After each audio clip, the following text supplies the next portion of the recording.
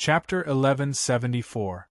Feng Bujue walked down the stairs and came to the main hall. He was still observing the environment and people around him. Although the previous broadcast used the word banquet, the organizer of the banquet obviously didn't intend to invite everyone to sit around the table and eat Chinese food. Of course, in the main hall, food and drinks were still provided. There were all kinds of drinks, champagne trees, and many ready-to-eat snacks and fresh seafood. The guests could help themselves. In other words, they could only help themselves. Because there were only men in suits and sunglasses who were responsible for maintaining order, there were no waiters. Considering that many guests chose the "can't eat if you don't take it off" mask, the demand for food and drinks here was quite limited. This arrangement didn't seem to be inappropriate. After a while, Brother Bujue, who was walking around the main hall quickly, resisted the urge to take off his underwear and eat. He found a corner against the wall and continued to observe. This is an expected development. Looking at the guests before him, Feng Bujue thought to himself. Even though everyone is wearing masks and we don't know each other, quite a number of people have already formed a small group. His eyes moved quickly and glanced at the groups of people one by one. Even if their faces are covered, people who are good at socializing are still good at socializing. Body, speech, temperament, and taste in drinks, clothes, and even masks. These are all obvious assets that can quickly reflect one's value. Thinking of this, he looked at some other people. And those who aren't good at those can only temporarily serve as vassals, or fight for themselves like me. Then, he snorted softly. Humph. However, in the long run, there is no difference between the two. The people who are talking and laughing now all know that the relationships established in this situation are nothing more than playing around and using each other. When it comes to their own interests, anyone can easily betray each other. Feng Bujue raised his head and looked at the second floor of the main hall. There was a door guarded by many black suits that no one could approach. In the end, in the eyes of the organizer who is promoting this good show, the people standing in the main hall are all toys for his amusement. It doesn't matter if it's gorgeous clothes or excellent social skills. It doesn't matter if you're showing off your knowledge or flirting. No matter what they do, they can't hide the most basic fact. The people who come here are desperate. If they are not desperate, they won't come to this ship. If they are not desperate, they won't gamble their lives. Moreover, these people are different from the people at the bottom who have never touched the resources of the upper class of society. They are all successful people, social elites, winners in life. Their ability, courage, vision, and so on are different from the former. However, because of some kind of mistake, they brought their lives to the brink of eternal damnation. They are more afraid of poverty and losing power than the average person. To mortals, being immortal is a way of life. However, to Empyrean gods, being immortal is the most terrifying form of punishment. In the hearts of these people, their fear of a poor life even surpasses their fear of death. At least, that's what they definitely think before they really face death. So, they are desperate, so they came here. In order to escape the abyss in front of them, they rush to a single plank bridge excitedly, but they deceive themselves and others. Only a few people can cross the bridge. The rest will all fall from the bridge and fall into another bottomless abyss. Thinking of this, Feng Bujue actually laughed. Heh! Watching these people struggle in desperation, tearing each other apart, gradually peeling off the layers of disguise on their bodies, revealing the filthy nature under their bright and clean appearances, or perhaps their true nature, I believe it must be an extremely pleasurable thing. His laughter was self-deprecating, and there were also some indescribable emotions. Brother Ju had probably realized it himself. The reason why he could think of this was because the dark side in his heart also longed for this show. Night, 7:10 p.m.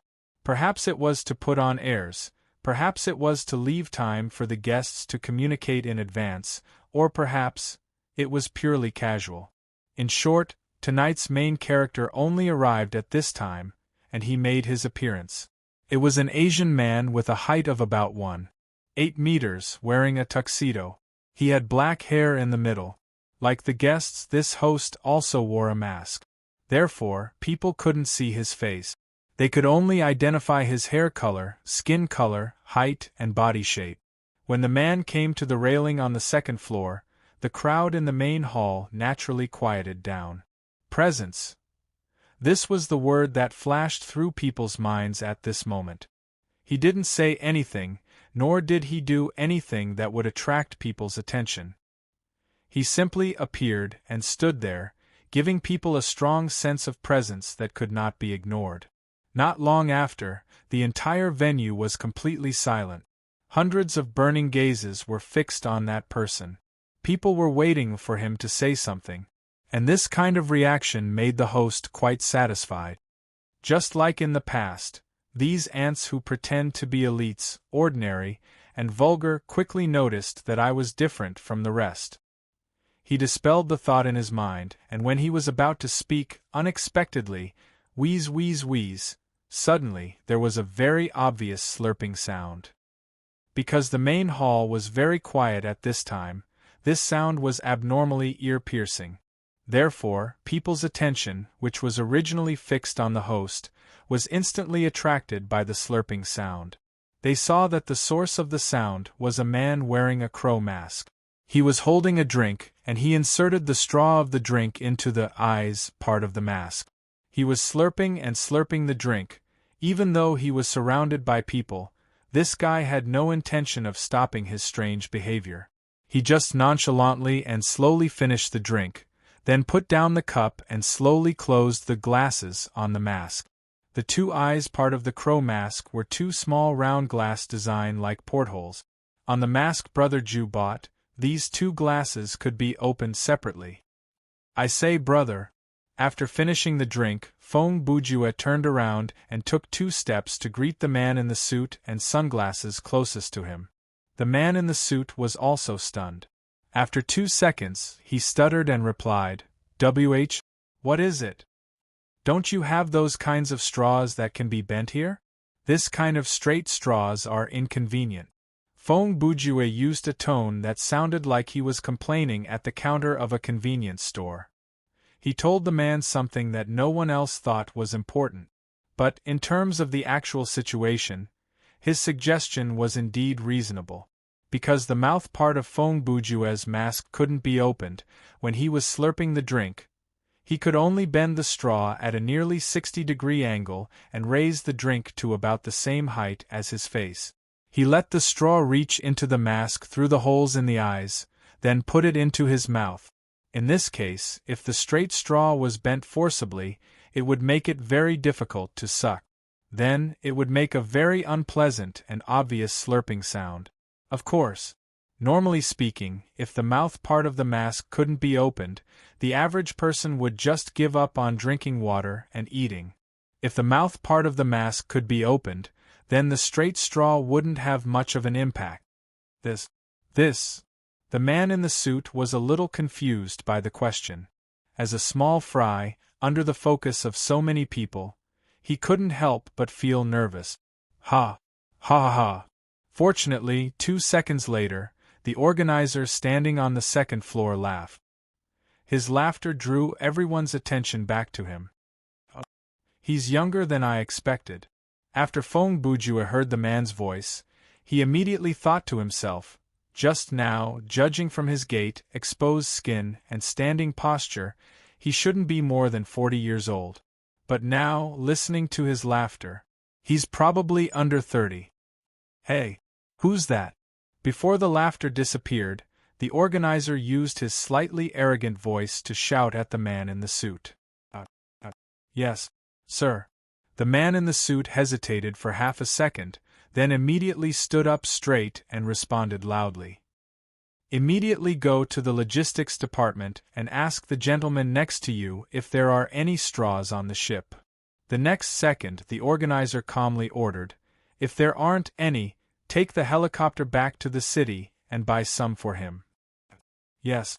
When the man in the suit responded, he showed an expression that said, "I'm saved."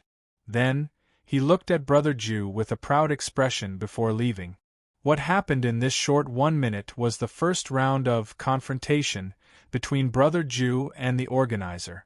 Fong Bujue saw the opportunity when the organizer was about to speak, and used a nonsensical action to disrupt the other party's rhythm. And the organizer used a very simple and direct method that ordinary people might not have thought of to solve the other party's request. As a result, Brother Jew's situation was a little awkward. But, after all, he was thick-skinned, and with the help of the mask, he didn't care much about the onlookers.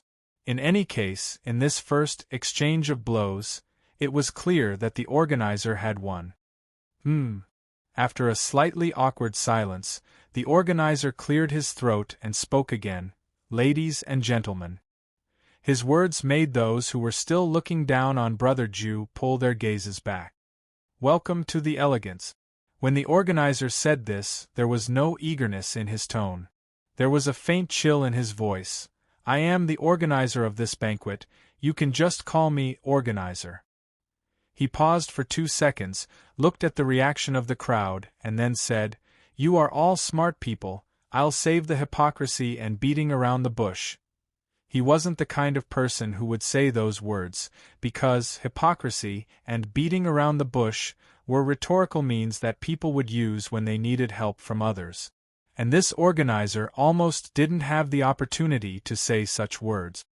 "I'll just talk about the part that you are interested in." When the organizer said this, 8 men in suits silently appeared on both sides of him, 4 on each side standing side by side.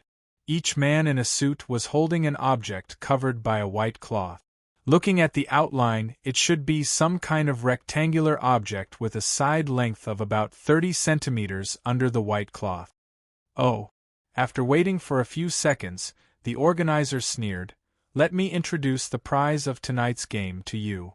Before his voice died away, the men in suits each took off the white cloth on the object they were holding. Under the white cloth, without exception, there were small glass cabinets. The bottom of those cabinets was made of metal, and the base was covered with a rectangular glass cover. Inside the cabinets were— I'll start from my left. I'll introduce them to you one by one. The organizer just glanced to the left and the right to confirm the position and order of those things, then he didn't turn his head, but maintained the posture of looking down at the crowd below, and spoke tirelessly. "First, Crimson Tears, one of the most famous natural red diamonds in the world, was stolen from a collector's house in 2040, and its whereabouts have been unknown since then. The market value at the last valuation was about $6 million. Second, Firefly, nothing special, just a very perfect cat's eye stone with a market value of about $5 million. Thirdly, Fragrance, a funerary item excavated from the royal jewels of a certain European country.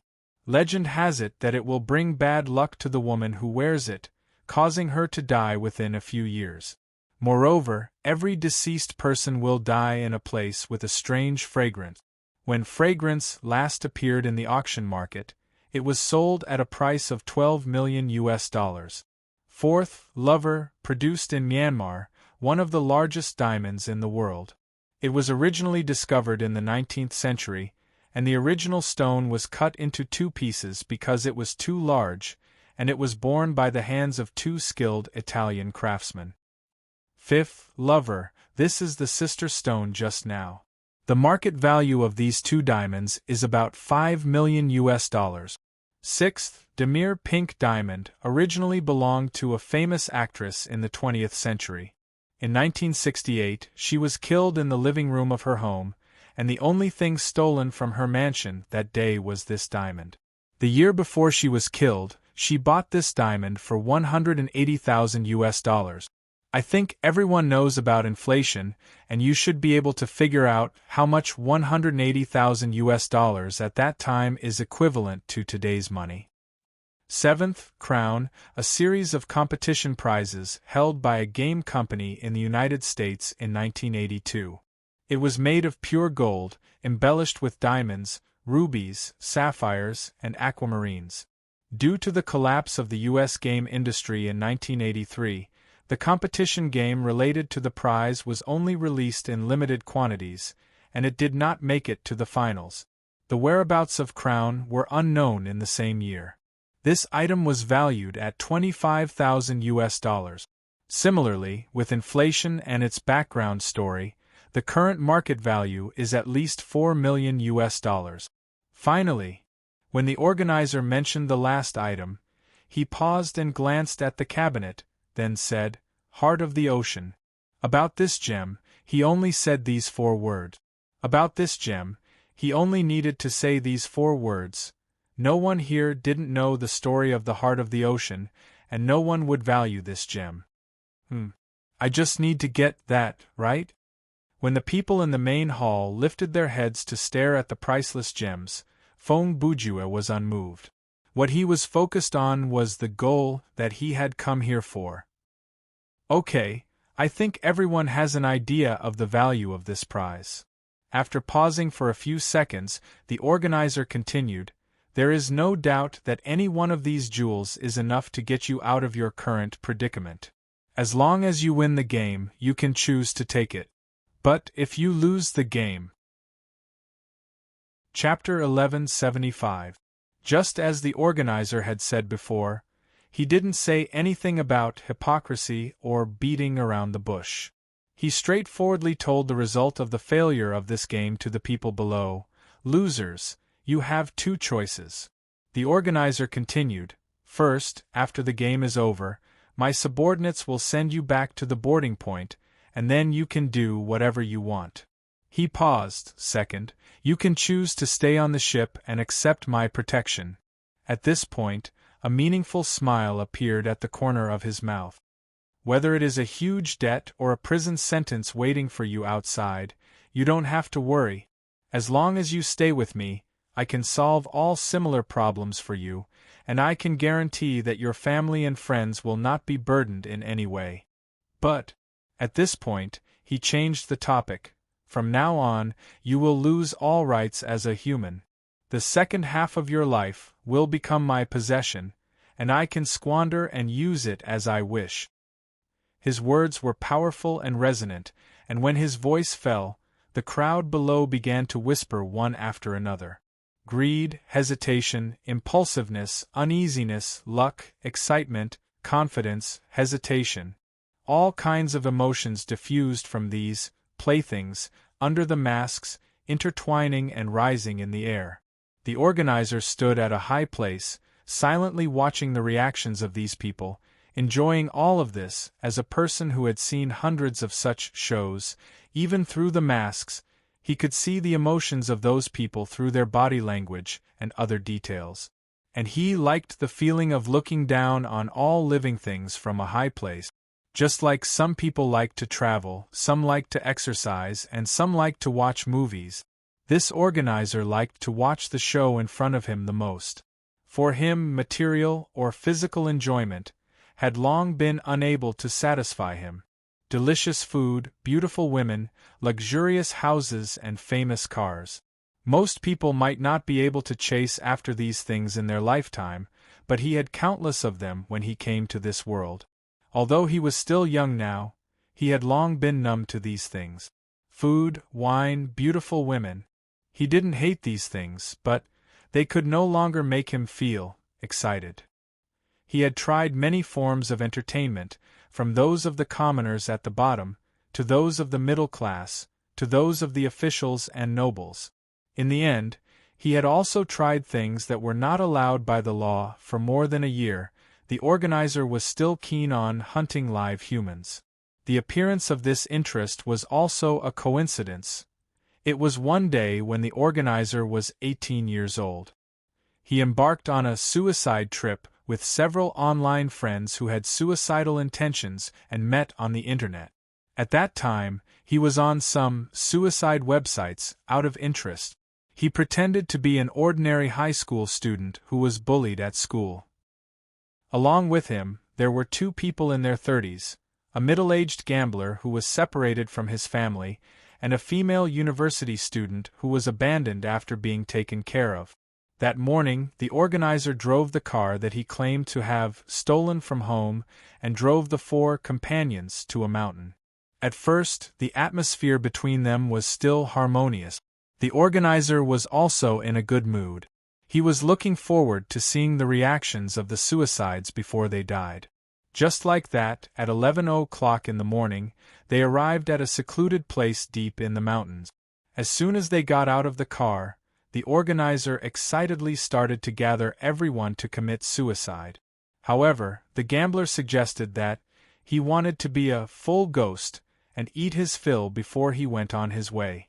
After he said that, the two people quickly agreed, and the female university student didn't have any objections. Helpless, the organizer took out the food in the car and distributed it to everyone. But as they ate, the gambler started to talk sentimentally again. He said that when he was at his richest, he had everything.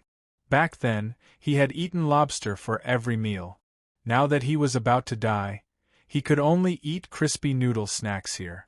When he said that, the two people said, "Come on, at least you had a good time. We were still virgins." Then they started to complain about their parents being useless, about the unfairness of society. They also said that they were born blind, that they deserved to be born into a poor family, that life was hopeless, and so on. The organizer was disgusted by this kind of low-class argument, and he almost spat out the snacks he had just eaten. But in order to play the role of a suicidal person, he had to pretend to agree with these guys. Finally, at 1 o'clock in the afternoon, this group of people had eaten their fill. At this time, the organizer planned to instigate them to go on their way again. Unexpectedly, one of the two people suddenly said, "I don't want to die a virgin," and then shamelessly asked the female university student to go to the wilderness with him before she died. Even someone who wanted to commit suicide wouldn't agree to this kind of request. The female university student wasn't someone to be trifled with. She immediately scolded the person with extremely unpleasant words. In short, she scolded him about his appearance, ability, character, financial strength, and so on. It seemed that she wanted to vent her anger on him. The elder nibbler flew into a rage out of humiliation and lost his rationality. He pounced on the other party on the spot. He cursed and scolded the other party. He even planned to violate the other party in front of everyone. The other person and the gambler wanted to stop him, but when they saw the young naked body under the torn clothes of the female university student, they stopped. A kind of primitive instinct quickly suppressed their rationality. The two of them only exchanged a glance, and from watching on the sidelines, they stepped forward to participate. As for the organizer, who was standing off to the side and watching this scene, after a brief moment of silence, he smiled. This was the first time he faced the dirtiest part of human nature at such a close distance. He suddenly realized, this might be what he had been looking for, a toy that he would never get tired of. That day, the female university student didn't die, and she wasn't violated. When she looked at the three men who pressed her to the ground and cried in despair, bang! The middle-aged gambler's head was cracked open. The woman on the ground screamed at the top of her lungs as her brain and blood spurted out. The two elders stopped their rampage and sat down on the ground in fear. When they came back to their senses, they found the bullied, cowardly student, standing there with a blood-stained shovel in his hand, expressionless. This was obviously not the first time the organizer killed someone. For him, it wasn't difficult to experience the feeling of killing, so he had already experienced it. First, he used a gun, then a knife, and finally his bare hands. He tried all kinds of killing experiences one by one according to the psychological burden of killing. So today, he had cleanly smashed the man's skull as if nothing had happened. 1 minute later, the elder nibbler who was the first to act violently got up from the ground and staggered into the forest. As for the other elder nibbler, when he saw the host approaching, his legs were so weak that he couldn't even stand up. He even peed in his pants. Just like that, the organizer knocked him to death from the front. Then, He turned around and walked over to the female university student. "Do you want to kill that person just now?" With a smile on his face, he put on a coat for her and asked her this question. His smile and words at that time were still stuck in that woman's mind. After a moment of hesitation, she gave an affirmative answer, so that day became the first day of the organizers' hunting. At dusk, the two of them finally tracked down the exhausted prey and killed him under a tree about 10 meters away from the road. After that day, the female university student went back to her life. She never told anyone about what happened that day. After that, the organizer started his hunting activities that lasted for more than a year. For this interest, he directly asked his subordinates to run a suicide website at night. They pretended to be suicidal people and kept looking for prey for him. During that time, he went hunting 2 to 3 times a week. What made the organizer feel ironic was that this so-called suicide trip was not a complete success. He did not even see a person who completed suicide. He also realized that people who were really going to commit suicide did not need to find a group of people to go with them. They could do it at home. Those who were lured by him and became his prey did not have the courage to face life, nor did they have the courage to end their own lives. To make a long story short, in the subsequent hunting activities, the organizer directly witnessed the nature of people when they were close to death time and time again. The situation that happened during the first suicide trip also happened later. Of course, there were also many other strange situations that happened. Every time, the organizer would find a lot of fun. In his own words, "Aside from watching the show, I can also train my body." About half of the prey he had hunted down had died, while the other half had survived. Since then, they had never thought of committing suicide again. In fact, many of the survivors had a change in their life after that. Perhaps this also showed that when a person's attitude toward life changed, life would also change to respond to it. Anyway, after 1 year and 3 months, the hunting days came to an end. Because the organizer used the hunting as an opportunity to come up with a more interesting game. During the hunting, almost all the people he met were people from the bottom of society. After a long time, the types of prey became monotonous, and it was inevitable that there would be a sense of repetition. Many times there were a few prey that gave him a sense of déjà vu. Their reactions to various situations were very similar. The organizer was most annoyed by this lack of novelty. He needed something new. So, after thinking hard, the organizer came up with a model, which was the prototype of today's show. He used money to gather a large group of people who were, or had been, in the middle and upper class of society and let them compete with each other through some kind of game. The winner would make a comeback, and the loser would be doomed eternally. Such a design could let him see the faces of the so-called successful people in some extreme situations. As a result, the first event was a great success, in the organizer's opinion. Even the organizer himself was surprised by the behavior of these elites. He unexpectedly found that these people generally had a lower bottom line than the people at the bottom of society, and they had the courage to further cross the line. At this point, the organizer finally decided that organizing and watching such a performance belonged to him, the ultimate entertainment. Even if he had to pay a high price every time, he thought it was quite worth it. I think everyone should be able to understand what I said, right? 2 minutes after the last sentence, the organizer spoke again. If anyone still doesn't understand, you can ask now.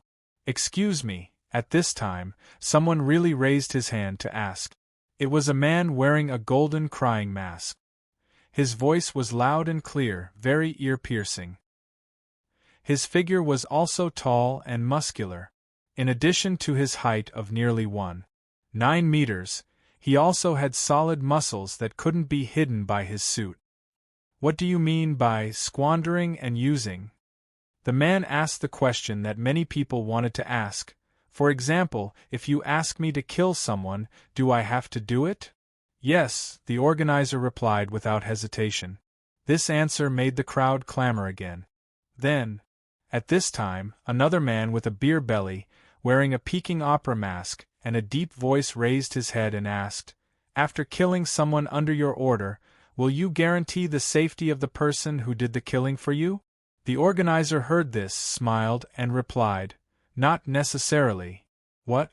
the short and fat man questioned. "What do you mean by not necessarily? Do you still need to ask?" The next second, Feng Bujue, who was standing in the corner, interrupted before the organizer could say anything. "After you shoot someone, do you immediately throw the gun away, or do you take the gun away and use it next time?" His sudden question caught the short and fat man off guard. There's not much to think about. The answer is depends on the situation. Feng Bujue said, "If it's convenient, take it away. If it's not convenient, just throw it away." Ha ha ha. At this moment the organizer laughed again. He continued Brother Jew's words and said, "This gentleman is right. A person who has become my possession is no different from an item, in my opinion. I won't make any promises to an item. But at least for us now, you will still keep your promise, right?" The man in the golden mask asked again. "Haha, of course." At this moment, under the mask of the organizer, there was a cold sneer. "Everyone is my guest." Chapter 1176. The man in the golden crying mask was obviously not someone to be trifled with. He had already heard some clues from the host's words, so he used the precondition of "we are now" when he asked the question. In fact, many people didn't realize that there was a precondition in the words of the organizer, and that was to say, "You have already become my possession." In other words, before you became his possession, he would still treat you as a human being. As for the human, he would naturally keep his promise. However, once you chose to accept the host's protection, or rather, slavery, you would have to be mentally prepared. The so-called losing all rights as a human being was not just for show. Asking you to kill someone was already good enough. Not only could he ask you to do anything, but if you didn't do it, he could do anything to you. No one would come to save you, just like no one would save a thing that belonged to someone else. What's the point of asking about killing someone? You lack imagination. 2 seconds later, Feng Bujue spoke again. He raised his voice to the host on the second floor. "I just want to ask, if you want, can you turn us into human centipedes? Or make us film a hardcore movie with other species, or kill us and then sell our organs?" Before he finished speaking, the crowd in the venue was already in an uproar. Although Feng Bujue's tone was very relaxed when he said this, he still succeeded in causing a small panic. "Heh!" The host laughed again. In just a few minutes of brief contact, he had already strongly felt that the man in the crow mask was someone similar to himself, a lunatic. A few seconds later, the host used a calm tone and clear enunciations to answer Brother Jew's question. This time, the crowd below was in an uproar. The whispers turned into a clamor. "How I want to use these things is my freedom," the host said. However, the organizer immediately added, "However, I can assure you that the examples mentioned by this gentleman have never happened before." He paused. "In fact, I have never asked anyone who failed in this game to kill anyone." The host spread his hands and said in a calm tone, "If I want someone to die, I will hire a professional to do it. There is no reason for me to ask someone who has no experience or relevant skills to do this kind of thing."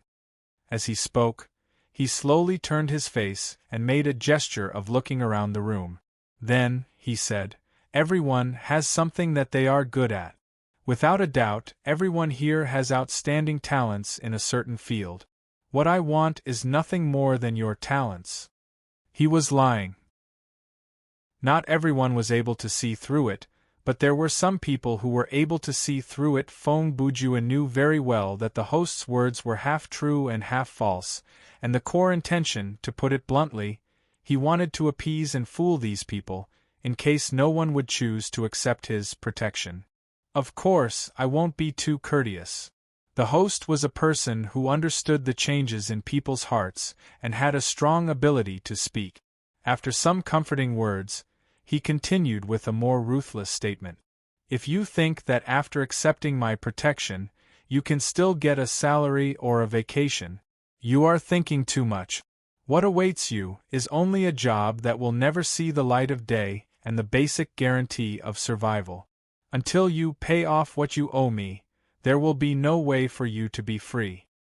What we owe you? At this time, the short and fat man wearing the Peking opera mask asked again. Is it referring to the money you used when accepting your protection? Haha. Sir, you got it very quickly, the host said with a smile. The organizer smiled and replied, in this world, more than 90% of the problems can be solved with money. So, whether it is debt or crime, no matter what you have done outside, as long as you are willing to accept my protection, I can solve it for you with money. From then on, all your debts will be transferred to me alone. At this point, he began to induce them further. As for me, your creditor, I am also reasonable. After a few years, if you successfully pay off your debt to me, you can regain your freedom. Heh. Of course, the exact number of years will depend on the amount of your debt and the efficiency of your labor value. Humph. Is it equivalent to going through labor reform here? In the crowd, another man wearing a white opera mask snorted coldly. Humph. Labor reform? The host responded with a disdainful snort. Can labor reform free you from the current predicament? He asked rhetorically. I've said it before. What I want is your talent. I'll let you shine in a position that suits you, instead of asking you to do some simple work that anyone can do. If I want to find a group of people who are suitable to work in a sweatshop, I will open another game and draw up another guest list. He smiled. Humph. The kind of people who owe hundreds of thousands of dollars in gambling debts and know that they will never be able to pay off their debts with their own ability are everywhere. The host's words were like candy and a whip. He gave the group of people a sense of superiority, but he also gave them a sense of reality. The most important thing was, he gave them hope. This group of people was the type that had no way out and was willing to stake everything on a single throw. Under such inducements, it was easy for them to lean toward luck. Yes, it was scary to accept the host's protection, but so what if they returned to the shore? Once they returned to the shore, they would face huge debts or prison, or even both. They would live in the shadow of debt day after day, or spend a long time behind bars. After they were released from prison, they would become marginalized people who could not integrate into society. They would be a burden to their families, be abandoned, be discriminated against, and have no more chances in life. As a group of people who had a certain amount of social resources, they understood the way the world worked better than those who had never stood at the top. They had seen more darkness and understood the so-called human nature better. They knew that falling was not terrible. What was terrible was losing the chance to climb up again.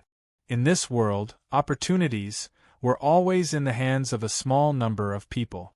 Most people were just mediocre and went with the flow. Even if they saw a ray of light from above, it would be easily snatched by those who already had more resources. Therefore, they were also very clear that leaving this ship was equivalent to giving up their last chance. Compared to the clearly visible despair, perhaps the blurry abyss provided by the organizer was more attractive to them. I can do it. I have been through so many storms. This is nothing. It's just working day and night. It's like using labor as collateral for a high loan. No matter what, it's better than going out to work at the bottom and being pressured to pay off debts every day. Gritting my teeth, I can pay it off in 10 years. No, 5 years. By then, I can go back to the outside world and make a comeback. Moreover, I may not lose. Yes, as long as I win. If I win, not only will I be able to pay off my debt, but I will also have a surplus. There are a total of 8 spots. How can an excellent person like me not even enter the top 8? During the host's speech, the guests were also struggling in their hearts, weighing the pros and cons of the two options, under the double luck and illusion of, I can win, and I can also make a comeback if I accept protection. Most people leaned toward the second option. Okay. I think everyone knows the way out after these 2 failures. The host did not let them think for too long. He said, I don't want to waste time answering all the details one by one. When he said this, he deliberately glanced at Feng Bujue. Even though he was wearing a mask, Brother Ju noticed the gaze and responded with a chilling smile. In short, the choice is in your hands. I won't force you to accept my protection. If you want to get off the ship after failing, please do so. The host shrugged. But, before I announce the rules of the game, you have to make a choice first. Before he finished speaking, several entrances on the first floor were opened one after another. Some men in suits and sunglasses pushed carts and walked out with no expression on their faces. The items on the carts were the same: pens, contracts, and cash.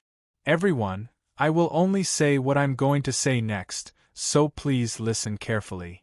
When the host said this, the men in suits had already pushed the carts to several designated positions and stood there.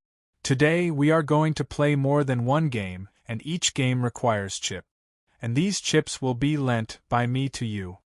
At this time, the attention of the crowd was basically attracted by the small mountain of money around them.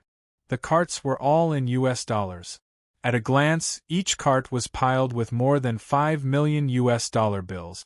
In Feng Bujue's universe, in order to reduce the crime rate to a certain extent and eliminate obstacles to the implementation of the negative interest rate policy, the evil United States had eliminated the denomination of 150 US dollar bills many years ago. Therefore, these carts were now filled with 20 US dollar bills. Every guest can borrow from the staff. The amount of borrowing is limited to 20,000 to 100,000 US dollars. The host continued to explain, please do not borrow in units below 10,000. That will waste too much time. After the borrowing is completed, the amount received by everyone will be used in the future games. Of course, this money will also have to be returned. When he said this, he consciously paused for 2 seconds. There's no need to talk about the winners of the game. To you, this amount of money is nothing. You can pay it back in the future. As for the losers, those who choose to accept my protection don't have to care about this. The part that you can't pay back will be included in the funds that you owe me. However, those who choose to leave the ship after losing, you better be mentally prepared. I'm not one to fall for the too much debt, no worries. Once you leave my ship, you are no longer my guest. At that time, I will only give you 1 month to pay back the money. After 1 month, I will use a method that is more effective than any usury that you know of to make you pay off the debt. The method that he mentioned was actually known by many people in the venue. Apart from the factors of gender and appearance, every healthy adult could be squeezed out of at least 500,000 RMB. According to the exchange rate in this universe in this era, it was almost 100,000 US dollars. Of course, the result of this kind of squeezing usually meant death. I have prepared 2 kinds of loan contracts.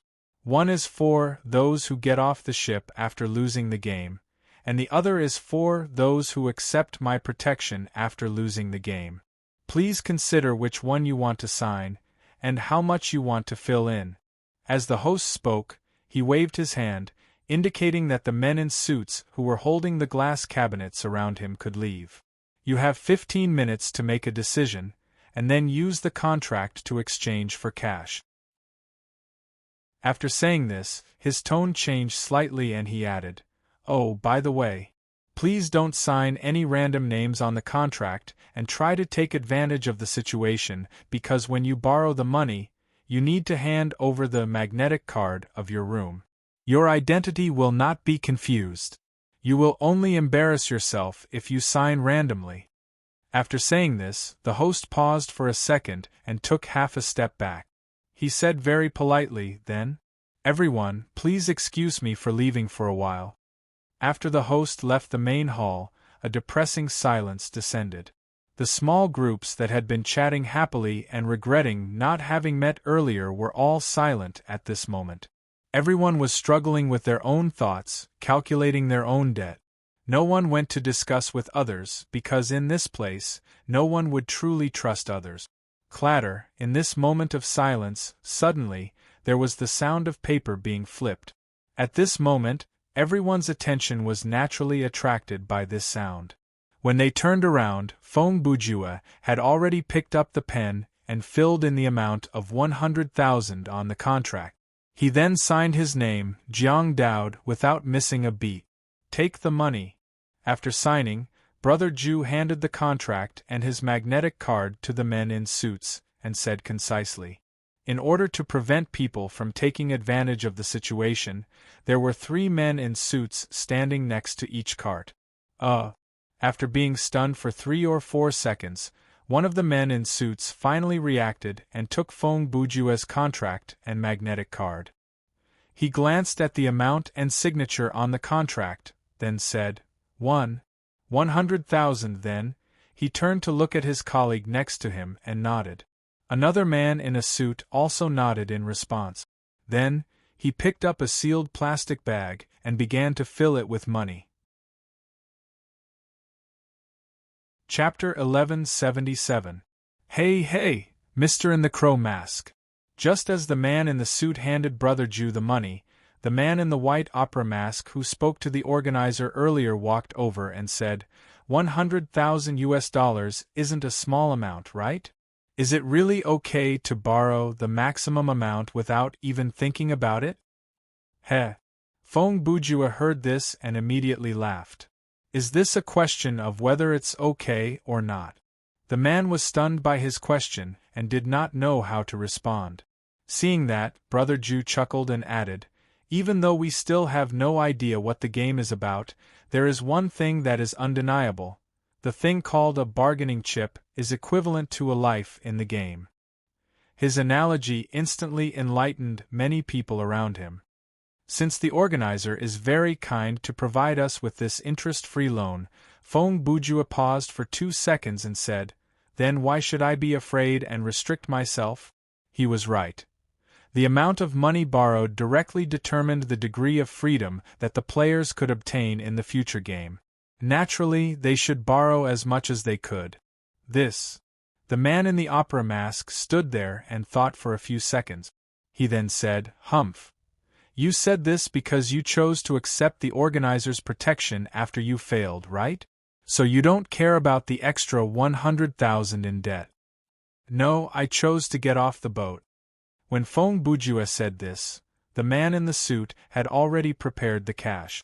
Brother Ju took the plastic bag filled with US dollars and said, if you choose to accept the protection, it is equivalent to gambling the rest of your life. In contrast, if you choose to get off the boat, you have at least a month to figure out another way. After that, he took the money bag and walked to a sofa by the wall of the main hall. Of course, these are all my personal understandings. Before Feng Bujue walked away, he deliberately left a sentence for the man in the opera mask. You can borrow the minimum amount of money in a gamble that may involve the rest of your life. Maybe that's the right choice. His tone was full of sarcasm. Even though the man could not see his face, he could feel the strong sense of mockery. Tisk. Although the man in the opera mask was a little unhappy, he also understood that the guy in the crow mask was actually helping him. So, he did not say anything more. He just walked forward and picked up a contract for getting off the boat after failure. He filled in $100,000 and signed his name. To make a long story short, in less than 15 minutes, all the guests in the main hall had filled out the contract. Due to Feng Bujue's previous performance, more than 60% of the guests ended up borrowing $100,000, which was the maximum amount of the loan amount. However, there were still a lot of people who chose a more moderate amount. Among them, 70,000 and 80,000 US dollars were the most, but the lowest amount was no less than 50,000 US dollars. After all, everyone had their own opinions. Whether it was unreasonable stubbornness or rational analysis, not everyone would agree with Brother Ju's opinion just because of a few words. Aside from the amount of money, there were even fewer people who agreed with Feng Bujue when it came to the choice of where to go after failure.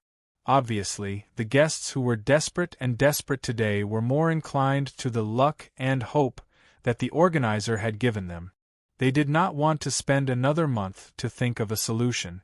This was normal because, if there was a solution, they would have thought of it a long time ago. Another 10 minutes passed.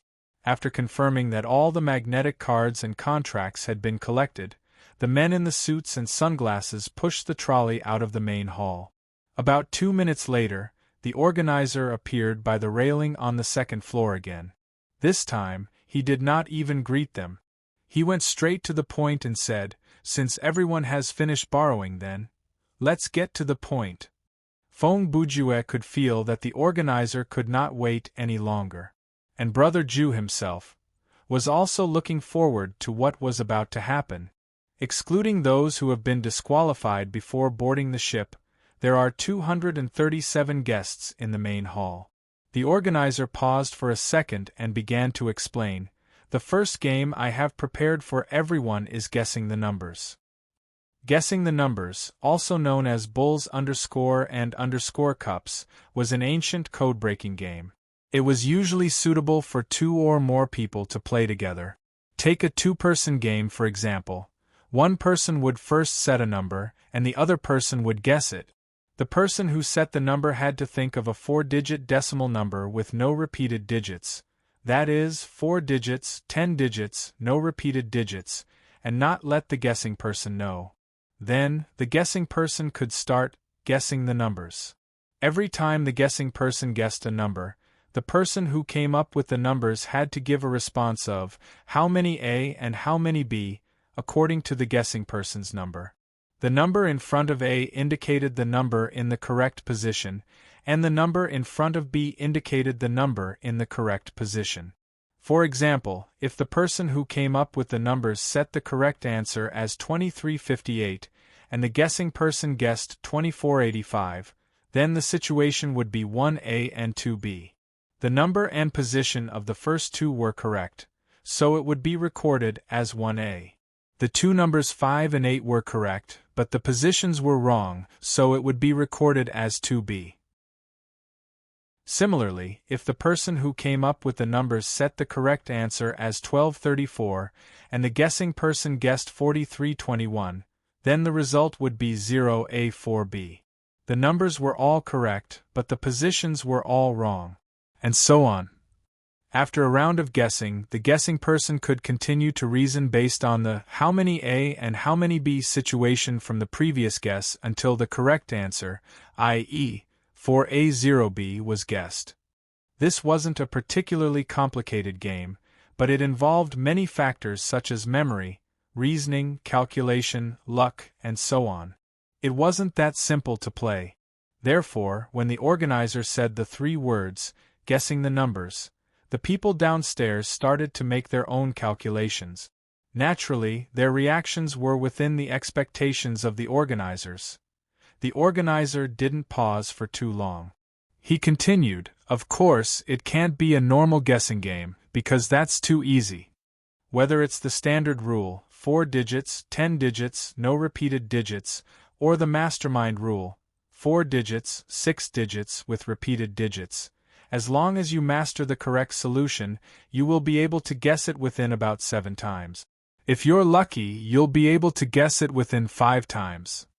He paused. "So, I've slightly increased the difficulty and changed it to 6 digits, 10 digits with repeated digit." After he said that, many people downstairs started to have headaches. Interestingly, the headaches didn't come from those who weren't good at math, but from those who were good at math. Just as the organizer said, the standard rule and the mastermind rule had a solution. Even if people didn't know the solution, as long as they had enough reasoning ability and a little bit of luck, they could guess the answer within 10 times. Feng Bujue was in this situation, as he could complete it within 8 times. As for ordinary people, even if they had poor reasoning ability, they would be able to guess the answer within 20 times. However, if the number of guesses was increased to 6 digits and the premise of repeatability was added, then the difficulty would increase exponentially. Alright, I don't want to take up too much of your time. As the organizer said this, a large group of men in suits and sunglasses rushed in from the entrance of the main hall on the first floor. This time, there were more than 100 of them, and each of them was pushing a relatively small trolley. This type of trolley was different from the one that carried the cash mountain. The length and width of the top of the trolley was about 100 by 50 centimeters, so it couldn't fit too many things. However, the trolley was quite tall, about 1.2 meters. What you are looking at now is the table for you to duel. While the organizer was explaining, the men in suits had already pushed the trolleys to various parts of the main hall, fixed them, and set them up properly. Your duel will be conducted under the witness of the staff. They will be responsible for recording and verifying the results of your duel, as well as monitoring any acts of cheating. Hold on. At this time, a slightly plump woman wearing a raccoon mask on the first floor shouted at the organizer, "What if we don't know the rules of guessing the numbers? Isn't that unfair?" Heh. The organizer laughed. Heh. Ha ha ha ha. His laughter was full of disdain. What? Is it weird that we don't know how to play this kind of game? The woman was a little annoyed, so she asked again in a loud voice. Heh. I'm sorry, I think you misunderstood. The organizer laughed. I'm not laughing at the first half of your sentence, but at the second half. He shook his head. Fair. Fair. Fair. Ha ha ha ha ha. He repeated the 2 words over and over again in 3 different tones. Then, he laughed out loud again. At this moment, many people in the hall also laughed. Some sneered, some mocked, and some laughed bitterly. Amidst the laughter, the woman's body trembled slightly, and in the end, she lowered her head dejectedly and stopped talking. Although the organizer didn't directly answer her question, the answer to this question had been conveyed to everyone in the hall. Okay. Let me continue. After laughing for a while, the organizer finally stopped and continued. Regarding the possibility that some of the guests might not know the rules of the guessing the numbers game, I did consider that, so. He raised an arm and gestured to the men in suits. On each table, in addition to the necessary paper and pen for the game, I also printed 2 copies of the detailed rules of guessing the numbers with pictures and text.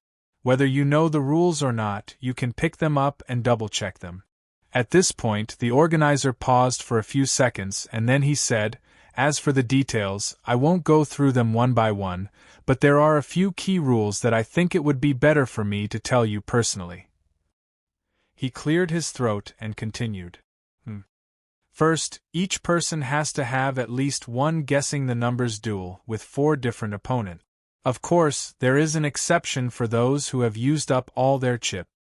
Second, during the duel, the amount of money that the party who calls out each time must not be less than 1% of the total amount of money that they have at the beginning of the duel.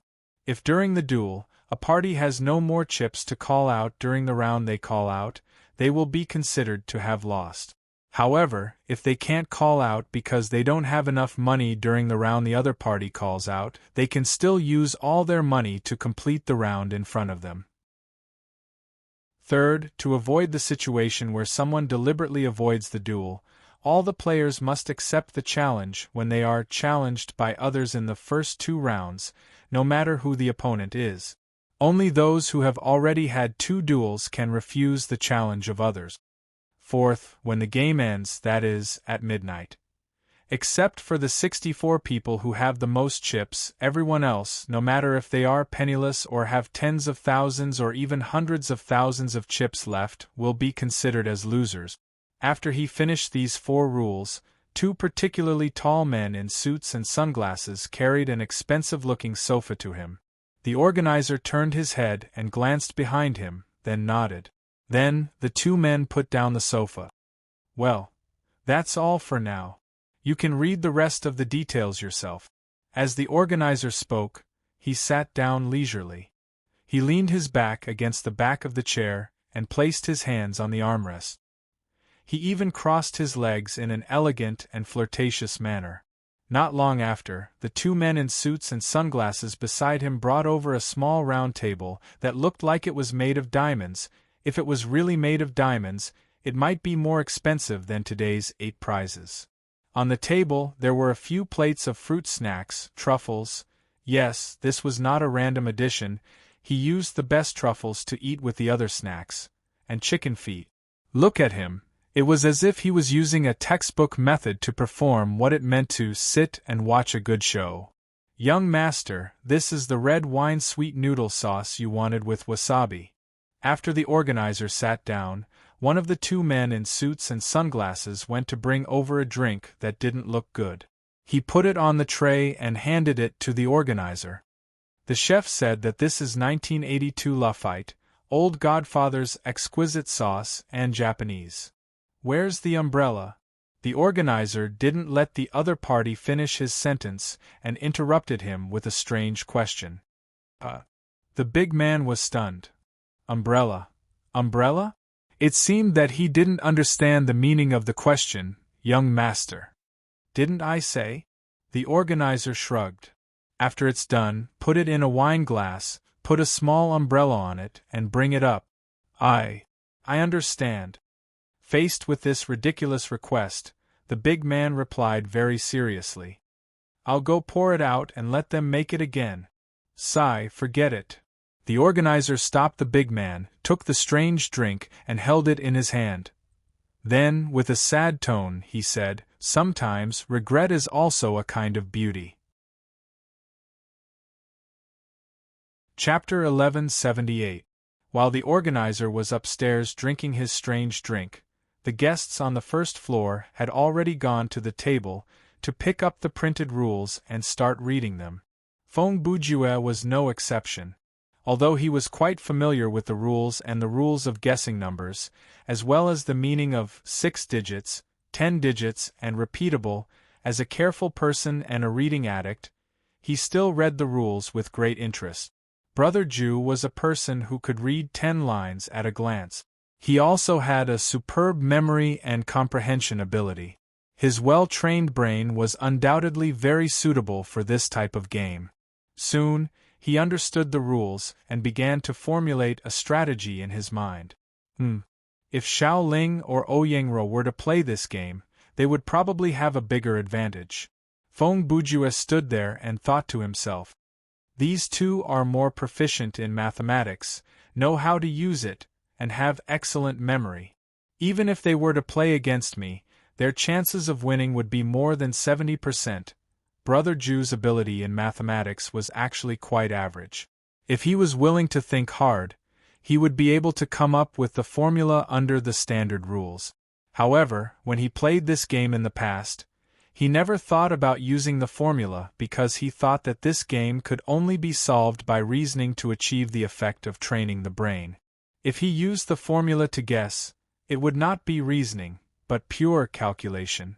But now, under the premise of victory, the situation was different. Without a doubt in this game, the person who mastered the formula would have a great advantage. However, to come up with the best guessing formula under the rules of 6 digits, 10 digits, and repeatable was not an easy task. It was not that the formula itself was difficult. For most people who had received higher education in mathematics, as long as they saw the correct formula, even if they could not understand it, they would at least know how to use it. However, for them to come up with the formula out of thin air, that was difficult. It's just like how many of us have studied advanced mathematics, but very few of us are able to apply it in our daily lives, at the right time. It's also like how many of us have studied English for many years and obtained many certificates, but we still find it difficult to watch English movies without looking at the subtitles. It's also difficult to actually communicate with people from English-speaking countries.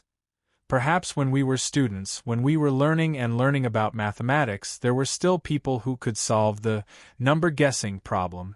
It was just that it was hard to say how much time it would take. Or perhaps people who had a relatively high level of mathematics would be able to think of the best solution when faced with this problem. Unfortunately, among the guests present, it would be difficult to find someone who met these two conditions. This was something that the organizer's subordinates had already confirmed when they were collecting information about these people. Because the content of the game was personally thought of and decided long ago, his subordinates would definitely avoid inviting people who would have a huge advantage in a certain game onto the ship. For example, if the organizer came up with a game based on Go, then when his subordinates decided on the guest list, they naturally wouldn't invite people who used to be professional Go players. But then again, with the number of customers in the hundreds, in the end, there would be fish that slipped through the net. Of course, Brother Jew definitely did not count. The reason he could impersonate Jiang Dowd was not only because of the Gambling Emperor's Casino, but also because of Woody's hypnosis ability. Otherwise, he would not have been able to impersonate Jiang Dowd, who had appeared in newspapers and magazines several times. However, among the other guests, there were still one or two who had escaped the net in the truest sense. And how did these people appear on the guest list? Actually, the reason was not complicated. When the organizer's subordinates investigated a person's background, they would definitely look at the information. For example, if the person was a soldier, then they could infer that the person could at least shoot and drive. For example, if the person was a graduate from a music academy, then they could basically confirm that the person was far more knowledgeable in music than the average person. These were the general circumstances. However, it was not easy to infer things that were not in the information. Let's use Go as an example. Suppose there was a guest who did not have any record of learning Go officially in his personal file, nor did he have any record of taking the amateur test. He also did not have any record of participating in any related competitions or teams. However, he learned Go through other methods, such as reading books, practicing online, finding a master who lived in seclusion to be his teacher, or being possessed by a ghost. Naturally, the organizer's subordinates would not be able to find out about this. Today there was a person who was quite good at mathematics on this ship, and everyone, including the organizer, did not know about this. Fortunately, there are a total of 64 people in the list of people who passed this round of the game. Feng Bujue soon came up with several strategies in his mind, and then his mind started to wander. If there are only a few among these 200 people who can come up with the best solution in a short amount of time, then that is still possible, but if there are more than 60 people who can do it, then that is too far-fetched. Besides, this is not a game where you will definitely win if you master the formula. The psychological aspect of the game, gambling skills, luck. These are all very important, and on these points, when Brother Jew thought of this, he could not help but reveal an evil smile under his mask. He thought to himself, these fishes are simply a group of ATMs. 10 minutes passed quickly. At this point, most of the guests had finished reading the rules. It was not a long story, so most people would only need a few minutes to finish reading and understand. However, no one went up to duel, everyone stood still, and no one dared to communicate with others. No one even dared to invite others to duel. Obviously, they were all watching. Everyone wanted others to be the guinea pigs first, while they stood on the side and watched others duel to accumulate experience. It's almost the same as those games in the past. The host, who was sitting on a high seat and watching the show, had already drunk half a cup of red wine sweet noodle sauce with wasabi and whispered in a voice that the people below couldn't hear. Master Sude, the one who brought the drinks, took a few steps forward, bent down, and said to the organizer, "Do you want me to pressure them?" "No need." The organizer replied, "I just want to see how long it will take for someone to notice the value of time in this game." He paused. "Oh, right." As he spoke, he raised his head and finished the rest of the drink in one gulp. He then said, "Go and get me another cup of yellow peach jam with duck mousse and mashed potatoes. Make it warm and thin. Also, remember to put on an umbrella this time." Although Suit A was used to preparing all kinds of weird food for his master, he still could not help but be stunned every time he heard such a weird combination. "Okay. I will prepare it right away." 2 seconds later, he responded, took the empty cup from the organizer, and left with the tray. On the other hand, on the first floor, at this time, the atmosphere in the main hall had become more and more tense. Although everyone was trying their best to pretend to be quite natural, in fact, they were all anxiously waiting for someone to break the deadlock in front of them. Damn it. Sure enough, no one wants to go first. Each and every one of them is a cunning old fox. It doesn't matter who, just go ahead and fight. Anyway, just don't challenge me. I don't want to be the first one. TSK. This is so uncomfortable. I want to take off my mask, but if my face is seen in this kind of situation, I want to go and drink some water, but if I do something that will attract attention, I might be targeted. Please, whoever it is, whatever it is, even if someone breaks a plate, make some noise and break this uncomfortable atmosphere. Just at this moment of extreme depression. Bang! The door at the passageway on the first floor was pushed open, and a man in a suit and sunglasses ran in, panting. As he came in a hurry, he did not notice the strange atmosphere in the main hall. After he entered, he quickly found Brother Ju in the crowd. After all, Feng Bujue was the only male guest who was dressed casually, so it was not hard to find him. He quickly walked toward him. "Sir." When he was about to reach Brother Ju, the man in the suit and sunglasses had already reached into his pocket for something. "This is the bendable straw you wanted." After he said that, he took out a whole packet of unopened straws and handed it to Brother Ju. "Please take as many as you need." "Heh." Brother Ju smiled at him. "I want all of these." After he said that, he took the whole packet of straws from the man's hand. Although the man in the suit and sunglasses hesitated for a moment, he didn't stop him because straws weren't valuable or important to begin with. "Okay, thank you, brother." After Feng Bujue took the packet of straws, he politely thanked the man. Then, he opened the seal of the packet and took out one of the straws. It was obvious that the straws were of good quality, expensive. After he opened the packet, he saw that each of the straws was individually wrapped. Feng Bujue placed the remaining pack of straws into his shirt pocket and tore open the packaging of the one that he was holding. Then, he walked to a round table with champagne, picked up a glass, and poked the straw into it. Throughout the whole process, everyone in the hall was looking at him. Even if some people pretended not to look, their attention was still on him. So, who should I start with? After a few seconds, Feng Bujue raised the glass of champagne to his eye level, and then, he did not move the glass. At this moment, some people in the crowd suddenly had a change of expression. Obviously, these people immediately realized what Brother Ju was going to do. This way.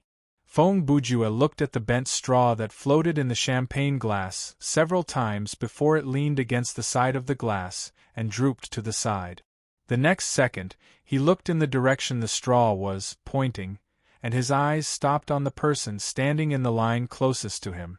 Coincidentally, that person was the short and fat man wearing a Peking opera mask who talked to the organizer before. "Okay, I've decided on you," Feng Bujue said casually as he waved his arm to point at the man. "You? What are you doing?" The short and fat man was shocked and could not help but take half a step back. "What am I doing?" Feng Bujue repeated the man's question and then replied with a smile. "Ha! Of course, I am here to challenge you, a guessing game. You little brat. The short and fat man came back to his senses and was a little annoyed. You actually used such a casual method to decide. You're out of luck. Fong Bujue interrupted him and continued, Okay, stop being so long-winded. You don't meet the criteria of having played 2 games, right? So you can't refuse my challenge. He raised his hand and gestured at the table next to him. Come on, don't waste time. Humph. 2 seconds later, the short and fat man snorted. Then, he raised his hand and adjusted the collar of his tuxedo. Then, he raised his head and walked with what he thought was dignified and steady steps to the cart that Brother Jew pointed at. I hope you won't regret this hasty decision. He looked at Fong Bujue and said in a loud voice. This sentence was not only for Brother Jew, but also for everyone around and the organizer. The short and fat man also knew that at this moment, he and the man in the crow mask had become the center of attention. The process and result of their duel were likely to affect the rest of the game. Oh. Fong Bujue responded perfunctorily to the short and fat man's threat and said, Mister, since we are going to have a lot of interactions later, I wonder, how should I address you? Whatever, the short and fat man replied unhappily. Are you sure? Dazed beast. Fong Bujue's next sentence immediately changed the other party's mind.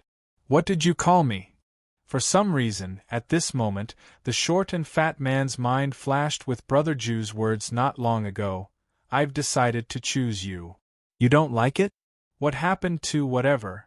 Dazed hippopotamus, Fong Bujue said again. When he said this sentence, a few people in the crowd couldn't help but laugh, but they all covered their faces and chuckled. After all, they didn't want to attract attention. Okay. The short and fat man compromised before Brother Jew called out the names of other elves. You can call me Mr. Jing. Chapter 1179. Mr. Jing. Fong Bujue immediately understood the meaning of this nickname. Oh, you mean Huadian. In Peking opera, Jing is usually called Huadian. Jingjing, Fujing, and Wujing correspond to De Huadian, Huadian, and Wu Huadian? Don't talk nonsense with me. Mr. Jing was a little surprised that his brother Jew understood the meaning of his nickname. However, he didn't intend to continue this topic.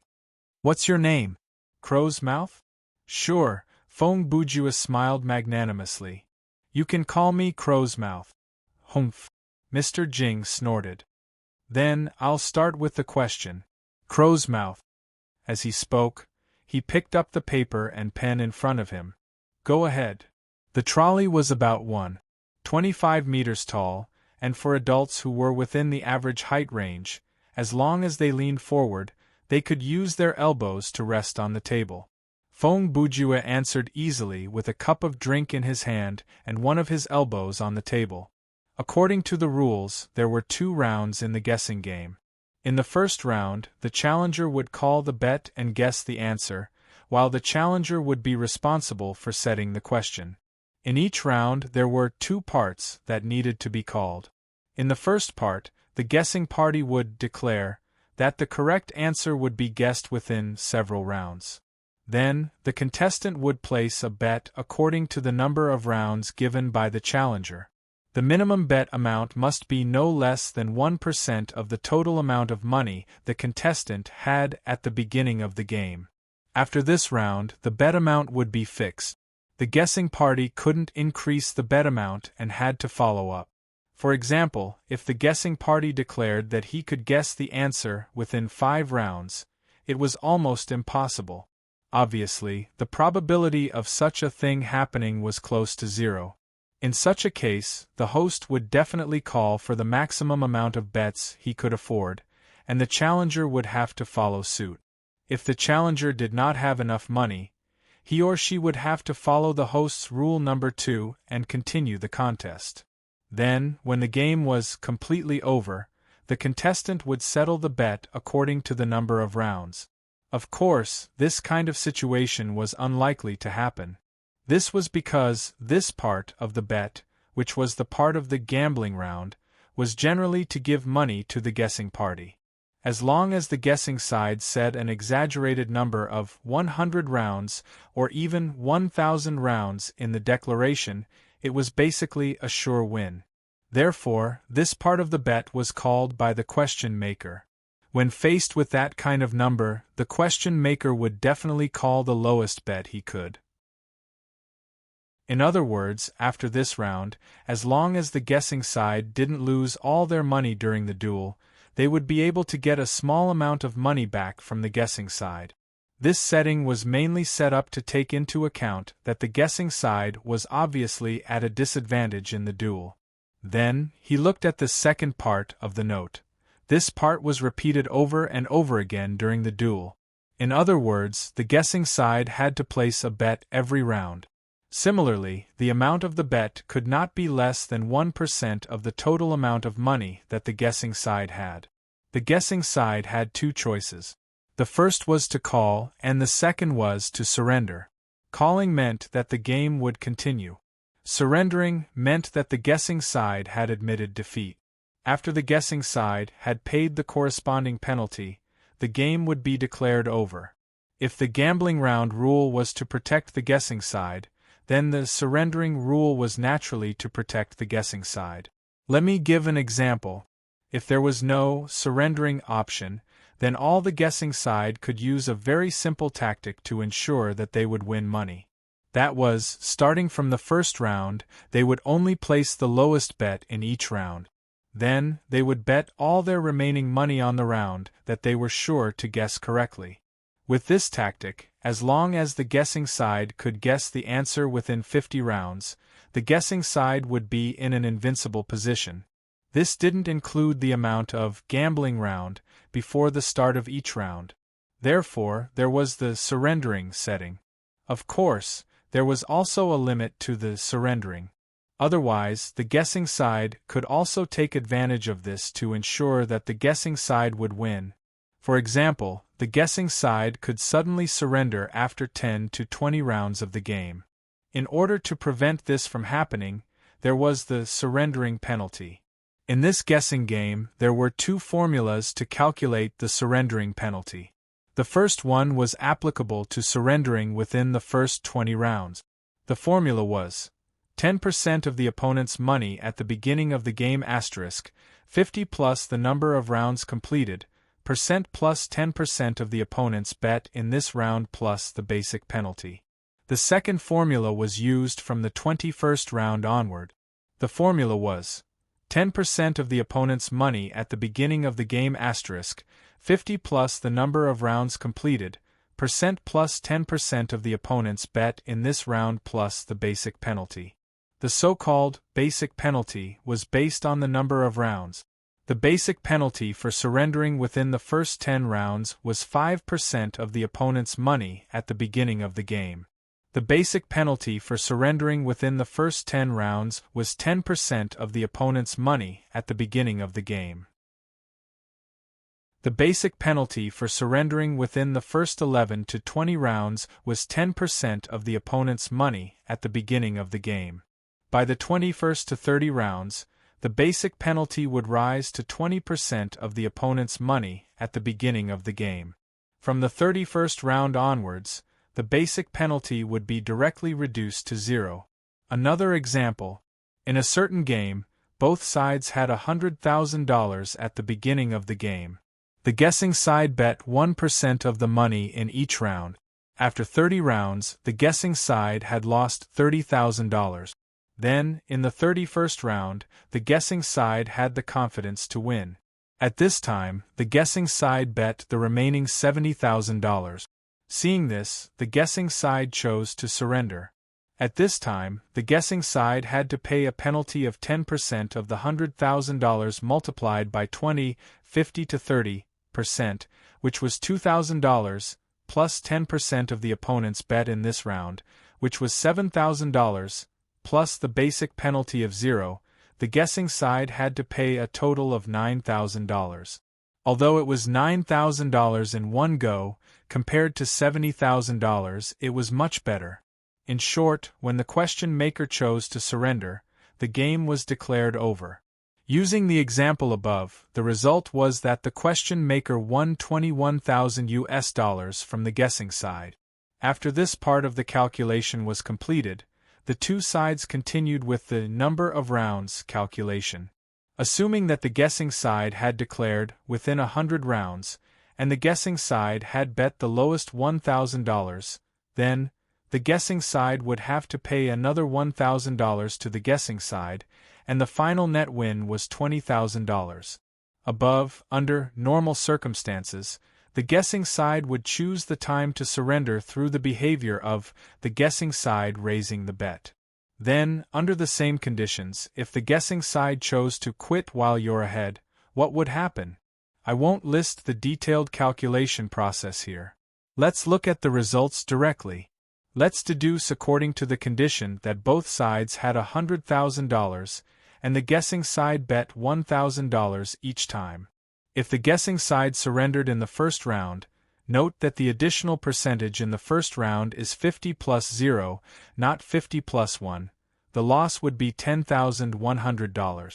The second round would be $10,200. After that, every round would increase by $100 until the 10th round. In other words, if the guessing side surrendered in any of the first 10 rounds, the guessing side would lose money. From the 11th round onwards, due to the increase in the basic penalty, the penalty for surrendering jumped to $16,100. After that, the guessing side would have the opportunity to quit while you're ahead in the 18th round. If the guessing side surrendered in this round, the penalty would be $16,800, and the previous 17 rounds had earned $17,000, so the guessing side would earn $200. But don't forget that there was still the money for the number of rounds. If that was included, the guessing side would still lose money. Therefore, the guessing side would have to wait for another round. By the 19th round, the guessing side would earn $18,000. The penalty would be $16,900, and the guessing side would be $1,000. At that time, the guessing side would only earn $100. Therefore, in the first 20 rounds, if the guessing side wanted to win, there were only two chances, and that was to surrender in the 19th and 20th rounds.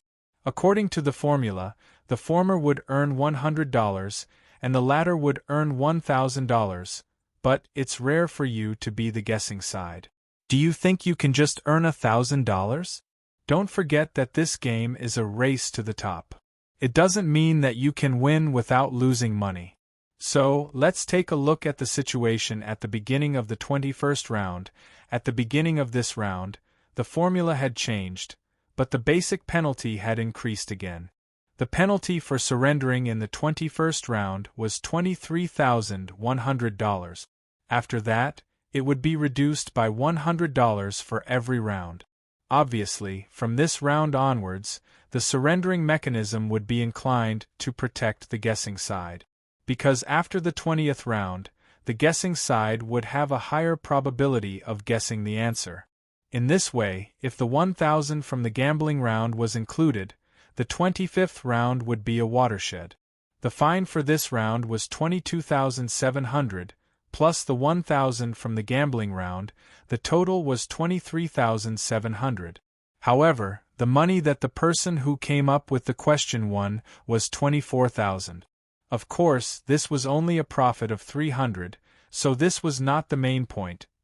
The main point was that from this round onwards, after every round, the winnings of the guessing side would increase by $1,100 if the guessing side suddenly surrendered.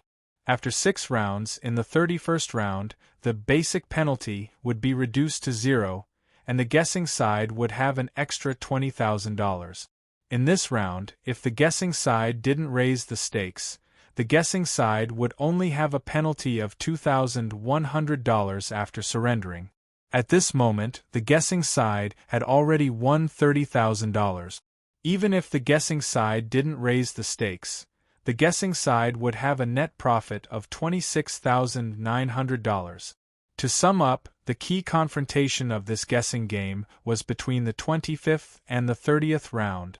If the guessing side couldn't guess the correct answer before the 31st round, then the guessing side could win 29% of your chips by surrendering immediately.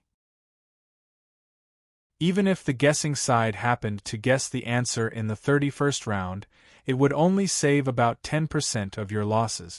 Of course, although I said a lot, it was all just theory.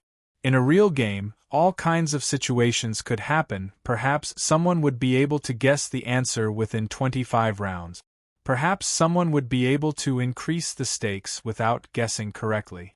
Perhaps someone would think that they had guessed correctly, or forcefully increase the stakes when the 30th round was about to pass, only to be seen through by the other party and follow up on the gambling table.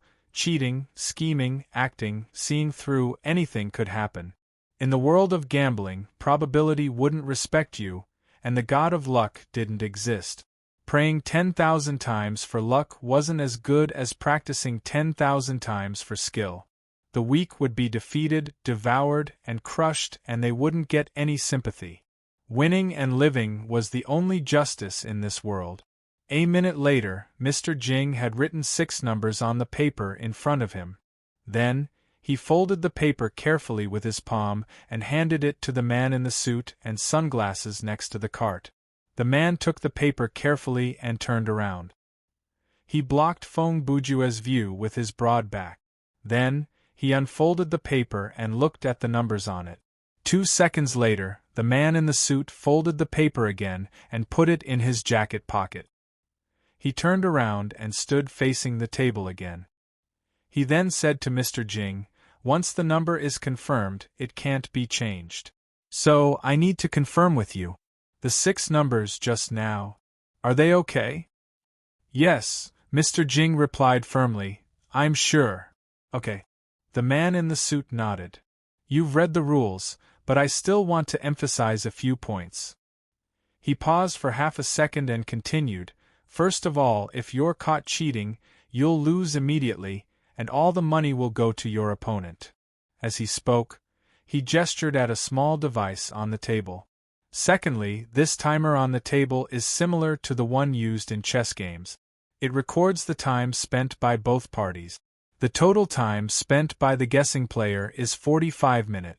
If the guessing player still can't guess the answer within this time, then no matter how many rounds have been played, how much money both parties have, and how much the betting round is, the guessing player will be considered to have lost. All the money the guessing player has will belong to the other party. He paused and said, "In addition, the guessing player's call time, the question maker's call time, and the question maker's feedback time to the guessing player's answer are all calculated separately. The calling time and the calling time must be completed within 1 minute, and the feedback time is only 30 seconds. If you violate the rules, you'll be fined 1% of your money at the beginning of the game. The second time, you'll be fined 2%, and so on." The rules that the man in the suit emphasized were indeed very important. Needless to say, the punishment for cheating. As for the intentional stalling situation, the organizer had already considered it when designing the game. With such a high price, the ugly and unskilled method of stalling basically wouldn't be used.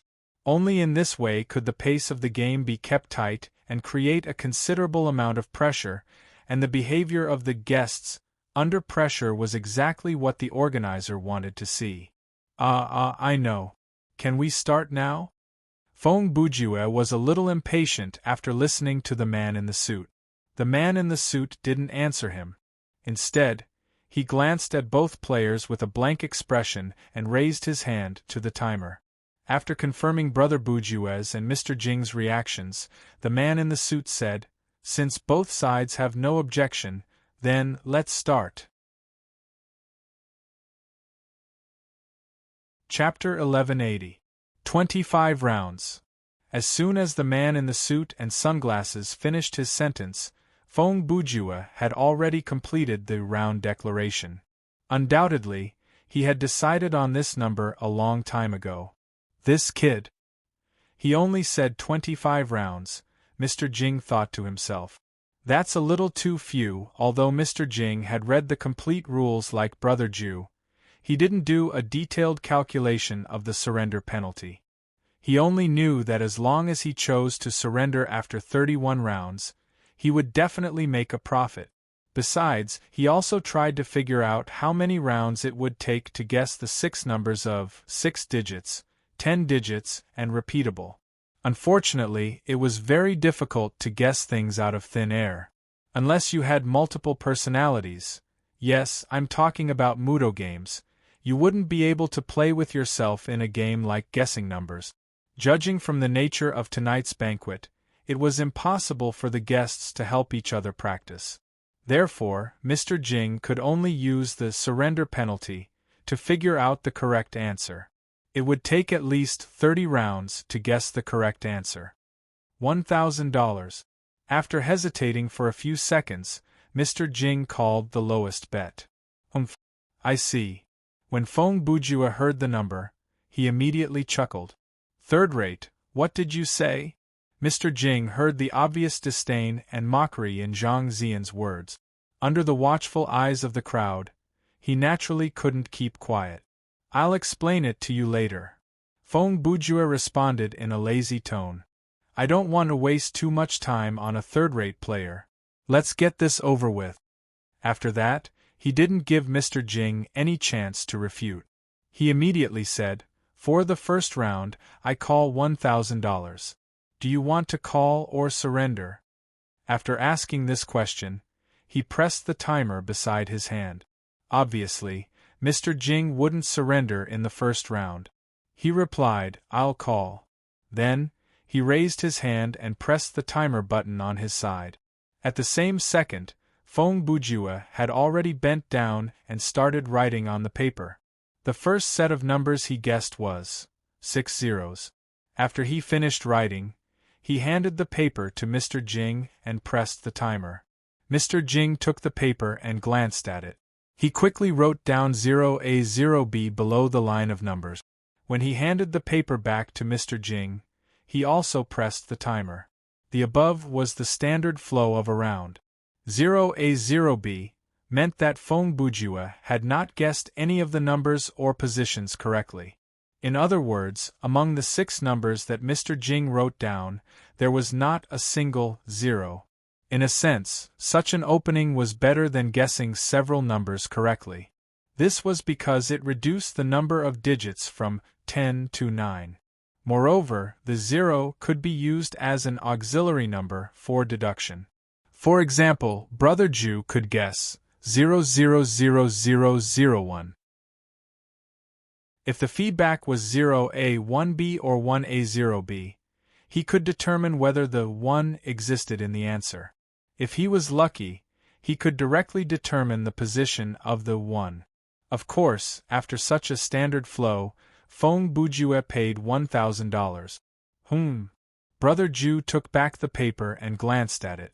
Then, he said, for the second round, I'll still bet $1,000. I'll omit most of the description of the timer. You just need to know that they pressed the timer. I'll call. Mr. Jing was very decisive this time. Basically, at least in the first 15 rounds, as long as the guessing side didn't have a huge change in the amount of bets, the game maker could call without hesitation. In this game, there was no such thing as the guessing side deliberately not raising the amount of bets when they were sure they could win. Even if the guessing side knew that this behavior would cause the opponent to surrender, the penalty for surrendering was definitely more than the minimum amount of bets. Referee, I have a question that I want to confirm. Feng Bujue lowered his head to write the second set of numbers. He suddenly spoke to the man in the suit and sunglasses next to him. Go ahead, the man in the suit responded immediately. About what you just said. If you're caught cheating, you'll be immediately disqualified. Feng Bujue asked a surprising question in a calm tone. Can I interpret it as, if you're not caught cheating on the spot, does that mean that you're tacitly allowed? As soon as he said this, the crowd started to clamor. Mr. Jing's face under the mask twitched. On the other hand, the man in the suit and sunglasses was relatively calm. Yes, since you're not caught cheating on the spot, there's no way to punish you. Obviously, this wasn't the first time he had answered such a question. Regarding the cheating part, the organizer wouldn't have missed it, and his referees were well aware of it. Are you kidding me? However, the next second, Mr. Jing couldn't take it anymore. If you can't guarantee fairness, what's the use of having referees like you? Are you going to stand guard at the side? Sir. The man in the suit didn't change his attitude. Fairness on the gambling table is relative. Cheating is also a part of one's ability. Besides, the risk and reward are proportional. If you're caught cheating, your trip tonight will end early. He paused and continued, besides, I didn't say that I can't guarantee fairness.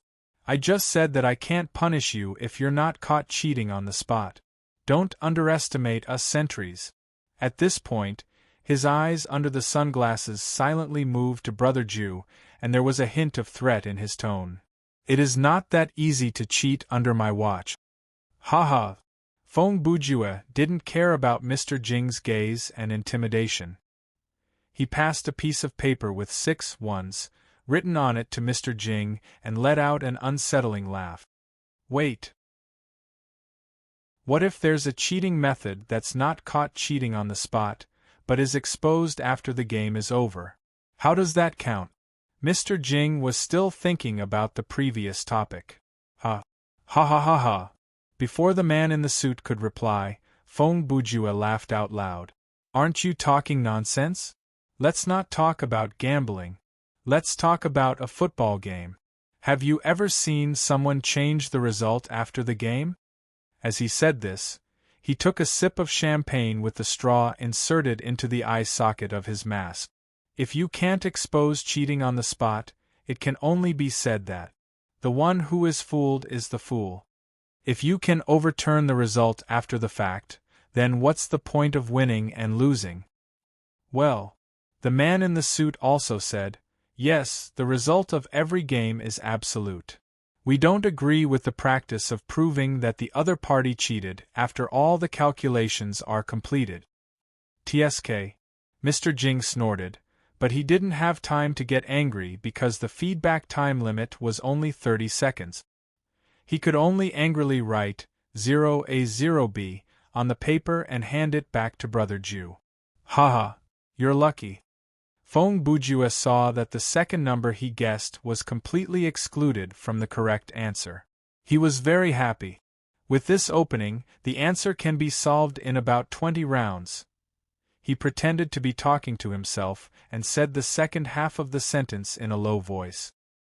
He deliberately let Mr. Jing hear him. After Mr. Jing heard this, his heart was beating like a drum. Damn this kid! What is he trying to do? Why did he ask the referee that question? Is he trying to do something? Or is he just trying to disturb me? He was half right. One of the purposes of Feng Bujue's communication with the referee was to disturb him. In this game, there were actually very few ways to cheat. If someone really wanted to cheat, they would have to do it when the question maker was writing the answer, or directly find a way to cheat from the referee who was keeping the answer. Now that the game had already started, even if the guessing player wanted to cheat, there was no effective way to do so. Therefore, when Feng Bujue said this, it didn't mean that he wanted to do it. He just wanted to create psychological pressure for the other party that, I really might do it. In addition, Brother Ju's communication with the referee had another purpose. It was to provide a train of thought for the other guests. He hoped that through this conversation, the idea that as long as you don't get caught cheating could be implanted in the minds of the surrounding people. It was a foreshadowing for the following layout. To make a long story short, in the first 9 rounds, Feng Bujue guessed the 9 numbers one by one according to the order from 0 to 8. He didn't need to guess the last one. He lost a total of $9,000. Just like that, it came to the 10th round. At this time, Feng Bujue could confirm that the 6 numbers written by Mr. Jing didn't include the 5 numbers 0, 1, 4, 6, and 9. In other words, the answer was made up of 5 numbers, 2, 3, 5, 7, 8. As a 6-digit number that contained 5 numbers, one of the numbers was naturally repeated. This number had been tested in the previous 10 rounds. When Lin Sanjia guessed the 6 8s, Mr. Jing's feedback was 2A0B, which meant that there were 2 8s in the 6-digit number. Therefore, from this round onwards, the core of guessing changed from guessing the number to guessing the position. Anyway, the answer was definitely the 6 numbers 2, 3, 5, 7, 8, 8. Now it was time to see how they were arranged. Heh. Do you suddenly feel that it's not impossible to solve the problem in 25 rounds? In this round, after Feng Bujue called out the bet, he once again used a verbal attack to harass the other party. At this moment, Mr. Jing's face had become very gloomy. Fortunately, he was wearing a mask, so he didn't show his cowardice in front of everyone. However, his short and fat body was very fat, and he sweated very easily. The sweat that flowed from his head and face all the way to his neck looked shiny under the light. It was obvious that he had been betrayed. Humph. Even if you successfully guessed the answer in 25 rounds, so what? I only bet $1,000 in the gambling round. Mr. Jing didn't want to be outdone. Let's take a step back. Even if I am forced to surrender, I still have to guess the answer in the next round. Heh heh. He forced out 2 dry laughs and said, "Speaking of which, I have to thank you for giving me a good guess." Sigh. Feng Bujue shook his head and let out a long sigh. After all, he's just a third-rate gambler. He shrugged. I only lost by a small amount, and there's still the next round. It's very dangerous to have this kind of thinking at the gambling table. He paused for half a second. When you come to your senses, you have been retreating under the influence of this kind of thinking. You are standing on the edge of the cliff. At that time, when you are faced with the pressure of one more step back and you will die, you will collapse completely. Or you will fight until your head is broken. This kind of person. He snorted coldly. Humph. This is what we call a fish in water. Cut the crap. Mr. Jing shouted impatiently. I'm in. Let's start guessing. Round 10. He wouldn't back down here. However, his tough attitude was just to cover up the fact that he had no confidence. Let's not talk about the huge gap between Mr. Jing and Brother Ju in terms of gambling. In terms of calculation, Mr. Jing was quite bad. Not to mention the calculation of the number guessing game itself. He couldn't even calculate the chips and the penalty. If this kind of person didn't lose, then it would be unreasonable. 12 minutes later, the game was still going on. It was the 21st round now. After guessing for more than 10 rounds, Mr. Jing's confidence was boosted. So far, Feng Bujue's best guess was 2A/4B. Ha ha. Looking at Brother Ju's serious face, Mr. Jing couldn't help but laugh proudly. What's wrong? Where's your arrogance just now? He raised his head and sneered. You said I'm a third-rate gambler? So what? You talk so much, but after guessing for so long, it seems that you are still far from the answer. At the same time, next to the railing on the second floor. Humph! What an idiot! The organizer sneered softly. He doesn't even know that he's done for. At this time, the 2 men in suits beside the organizer had brought him a telescope and a tablet device that could be connected to all the cameras in the main hall. The organizer could clearly see what the 2 men had written on the paper through the images transmitted by the tablet. A piece of trash who can't even detect the existence of the escape round actually chose to accept protection. The organizer then read, "This kind of person really has no value other than his organs." Young master, Manby reminded him, I think this Mr. Yen can only choose to accept protection because what he faces outside is not just a simple debt, but also a prison sentence. Man A added, Mr. Yan's superior is a criminal who was recently investigated for corruption. As one of the people on that line, he has made a lot of money. Now, he urgently needed a large sum of money to build some connections and by the result of a transfer punishment for himself. Otherwise, he will have to go to prison. I see. Bureaucrats. The organizer rested his chin on one hand and put down the tablet in his hand. This is not going to be easy. His thoughts had already jumped to other places. Looking at his condition, there's an 80% chance that his liver and stomach won't meet the requirements for the transplant. That's a six-figure loss. Let's not talk about the organizer's calculation. Let's look back at the gambling table. In the face of Mr. Jing's provocation, Feng Bujue was silent for a few seconds. Then, he said something that surprised the other party. I'll bet all my remaining money in this round. 80,000. At this moment, many people in the crowd sucked in a breath of cold air.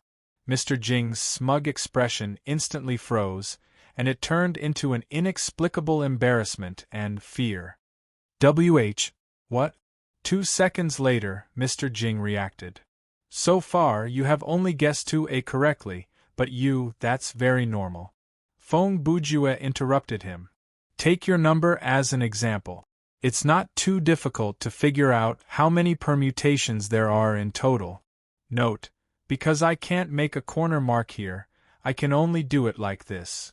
Using the idea of C16 A55 C26 A44 or the shortcut of A662 to calculate it. Anyway, the answer is 360 possibilities. The difficult part is how to eliminate the 359 incorrect combinations. With such a large base, even if there are hints of how many A and how many Bs there are, it's still difficult to figure out the correct answer in 10 rounds. To put it bluntly, it still depends on a little bit of luck. He paused for a few seconds. Of course, if you can understand my reasoning, then you should have noticed that, as early as 3 rounds ago, I was very close to the answer. At that time, those who understood the rules well enough, or rather, those who understood the meaning of those few rounds still had a chance to recover their losses. However, you are obviously not that kind of person. What are you talking about? What do you mean by those few rounds? Aren't the rules obvious? Mr. Jing started to panic. No matter how slow he was, the aura of victory that Feng Bujue exuded had already been transmitted to him. When I was betting on the number of rounds, I deliberately chose 25 rounds. However, your reaction showed that you knew nothing about the meaning of this round. Feng Bujue was still talking. At that time, I have already confirmed your level. He spread his hands and chuckled. Generally speaking, you don't even know how to play this game. This can be seen from the fact that you gave up the chance to escape from those few rounds without knowing it, and you were completely clueless about my reasoning. Feng Bujue finished all the champagne in his glass. He paused for a while and said, Okay, don't just stand there. 1 minute is almost up. In a panic, Mr. Jing's decision time had reached the last 5 seconds. When he looked at the timer, his mind was still a mess. What the hell is this kid talking about? I don't understand. Is it a bluff? If it is a bluff, then I only need to grit my teeth and kill him. But what if? 3, 2. On the other hand, Feng Bujue had started to count down loudly. Finally, Mr. Jing closed his eyes and pressed the timer. At the same time, he shouted angrily, I surrender! Chapter 1181. The essence of a person determined the choice that a person could make in a critical moment. In gambling, seeing through the essence of the opponent was the shortcut to victory. Once the opponent saw through the essence of the opponent, he or she would be disrupted, misled, and even manipulated. Mr. Jing's failure was exactly like this. Feng Bujue's words and actions, while pushing the game forward, he was also testing the nature of his opponent. Take this opponent as an example. Brother Ju soon found out that Mr. Jing's essence was to make concessions, or to make concessions when there was still room for negotiation. It was more appropriate to describe this kind of person as a conservative who looked strong on the outside but was weak on the inside. Years of bureaucratic work had made him develop the principle of not seeking merit, but seeking no mistakes. As long as there was room to maneuver, as long as there was a safe space, he would make concessions. He would deceive himself by telling himself that this was a rational choice, and that he had no other choice. But in fact, due to his lack of ability, he couldn't judge what was a rational and correct concession. Let's start the calculation now. After the referee heard the surrender announcement, he immediately said, "The game maker surrendered in the 21st round. The fine is $31,000 USD. What? So much?" Mr. Jing couldn't help but shout when he heard the amount. "Why did I lose so much after surrendering? The formula for the fine is written in the rules. You can check it yourself," the referee replied coldly. Mr. Jing heard the referee and lowered his head. He picked up the printed paper with the rules from the middle of the cart and found the relevant content. From the 21st round onwards, the second formula was used, which was the 10% of the amount the opponent had at the beginning of the game * 50. The number of rounds completed, % plus 10% of the opponent's bet in this round plus basic fine. The basic fine for rounds 21 to 30 was 20% of the amount the opponent had at the beginning of the game. In summary, Mr. Jing's fine was 10,000 * 50 to 20% plus 80,000 * 10% plus 20,000. It was indeed $31,000. Do you understand? The referee waited for Mr. Jing for a minute and continued, "In addition, you have to include the amount of the gambling round, which is $1,000. So, after this round, the game maker should pay $32,000 to the guessing party. After deducting the 20,000 bet that the guessing party lost in the first 20 rounds, there is still $12,000 left. Please pay." Damn it! Mr. Jing gritted his teeth and reluctantly took out the money from his plastic bag. After the referee took the money, he took out a counting machine from the cart. He quickly counted the correct amount and handed it to Feng Bujue. "Haha, thank you." Feng Bujue accepted the money from the judge with a smile and thanked Mr. Jing. "Humph!" Mr. Jing snorted. His hands clenched into fists. His whole body was trembling because of his failure. Then, at this time, the referee took out the paper with the correct answer that Mr. Jing had just given him from his jacket pocket. "This answer is invalid from now on." As he spoke, he stuffed the piece of paper into the shredder at the bottom of the trolley. "The two of you please prepare for the second round of the duel." Just as they were cleaning up the table and settling the bill, "Friend, let's play a round. I challenge you." "Yes, you. Handsome, can you do me the honor?" "I want to challenge you." "Come on." Many people in the crowd suddenly began to move. These people who took the lead had already seen the danger of this game, so they quickly issued challenges to the people around them. At the same time, on the second floor of the main hall. Haha! They finally realized it. The organizer looked at the people who began to fight one after another. He smiled and said, "But no matter how fast they are, they can't catch up with the man in the crow mask. That man is ahead of them by an entire round." "Young master," Suit A reminded him, "that man is called Jiang Daod." "Jiang Daod?" The organizer responded and then tapped on the tablet in his hand a few times. He pulled up Jiang Daod's information from the database. Famous entrepreneur, top 10 outstanding youths game industry, currently on the verge of bankruptcy. On the other hand, the second round between Feng Bujue and Mr. Jing was about to begin. At this time, Brother Ju had quickly written 6 numbers on the paper and handed it to the referee. When the referee saw the 6 numbers, He almost knelt down. Are you sure it's these 6 numbers? The referee looked at the paper with the number 123,456 written on it. Under his sunglasses, he looked like he was in a dilemma. Yes, Brother Jew replied without thinking. The referee nodded and said, "Okay." He put away the paper and turned to look at Mr. Jing. "Let's start with the round declaration. 50 rounds." Mr. Jing chose a very safe number. Of course, with his ability, he didn't have the capital to take the risk. $1,000. Feng Bujue also gave the lowest bet amount. Wait. Mr. Jing immediately raised his voice. This bet amount is wrong, right? You have $112,000 in cash.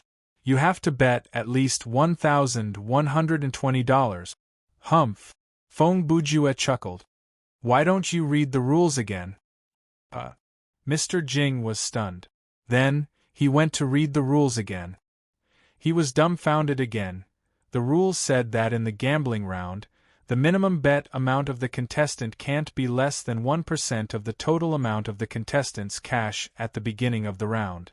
Please note that the term "this round" was used here, not "this round." This concept was no doubt different, because a round consisted of 2 rounds. Just like what this gentleman said, the referee said.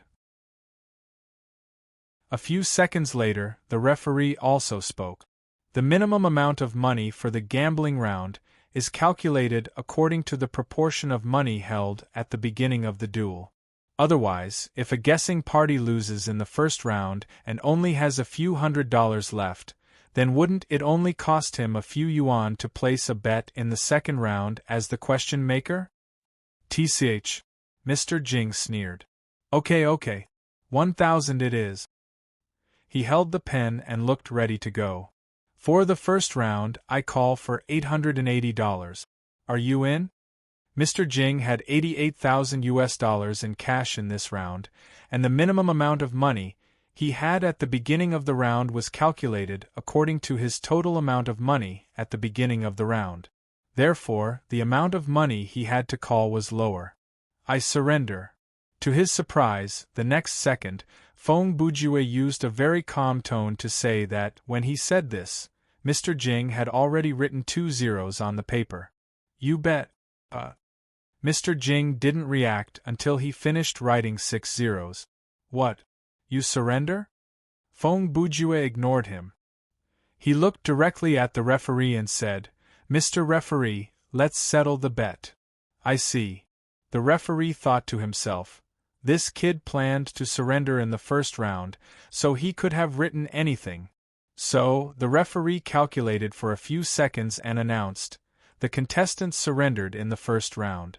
The fine is $8,888.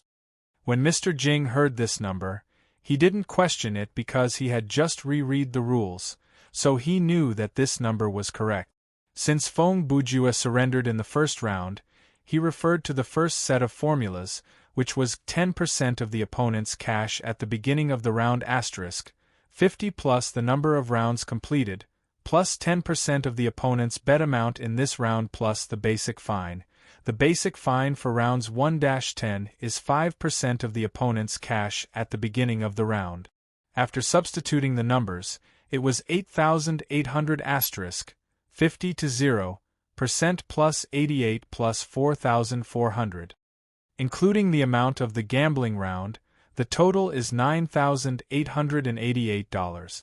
The referee looked at Brother Jew and said, Please pay. Feng Bujue took out a stack of money and handed it to the referee. He said, What about the change? We have prepared for it. When the referee responded, he took out a small box from the locked part of the cart. The box was stuffed with several small denominations of banknote. To make a long story short, the guessing game between Feng Bujue and Mr. Jing was over. In the end, Feng Bujue only won $2,112 from his opponent. Even though he didn't win much, but seeing this, the spectators finally realized the importance of the total amount of cash held in this game. because the gambling round was based on how much money one had at the beginning of the round, while the surrender fine was based on how much money the opponent had at the beginning of each round. When the player was the guessing party, the higher the total amount of cash held, the higher the opponent's penalty would be. Conversely, the less cash one had, the less the opponent could pay. From this point of view, the challenger was undoubtedly in the dominant position because the challenger could act as the guessing party first. As long as the challenger could obtain enough benefits from the guessing party and lower the upper limit of the opponent's funds, the penalty for surrendering would naturally be reduced when the challenger took on the role of the question setter.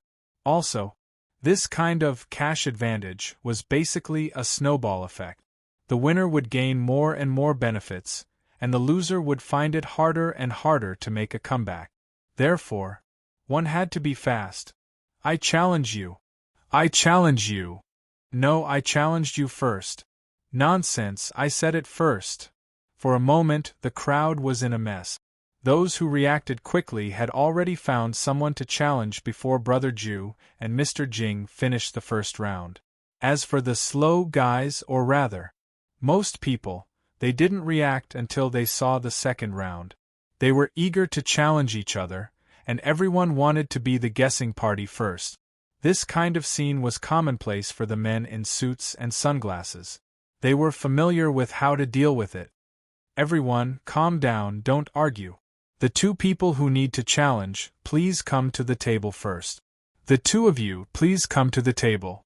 Calm down, please come to me. Under the persuasion of the men in suits, the people who were arguing came to the table one after another.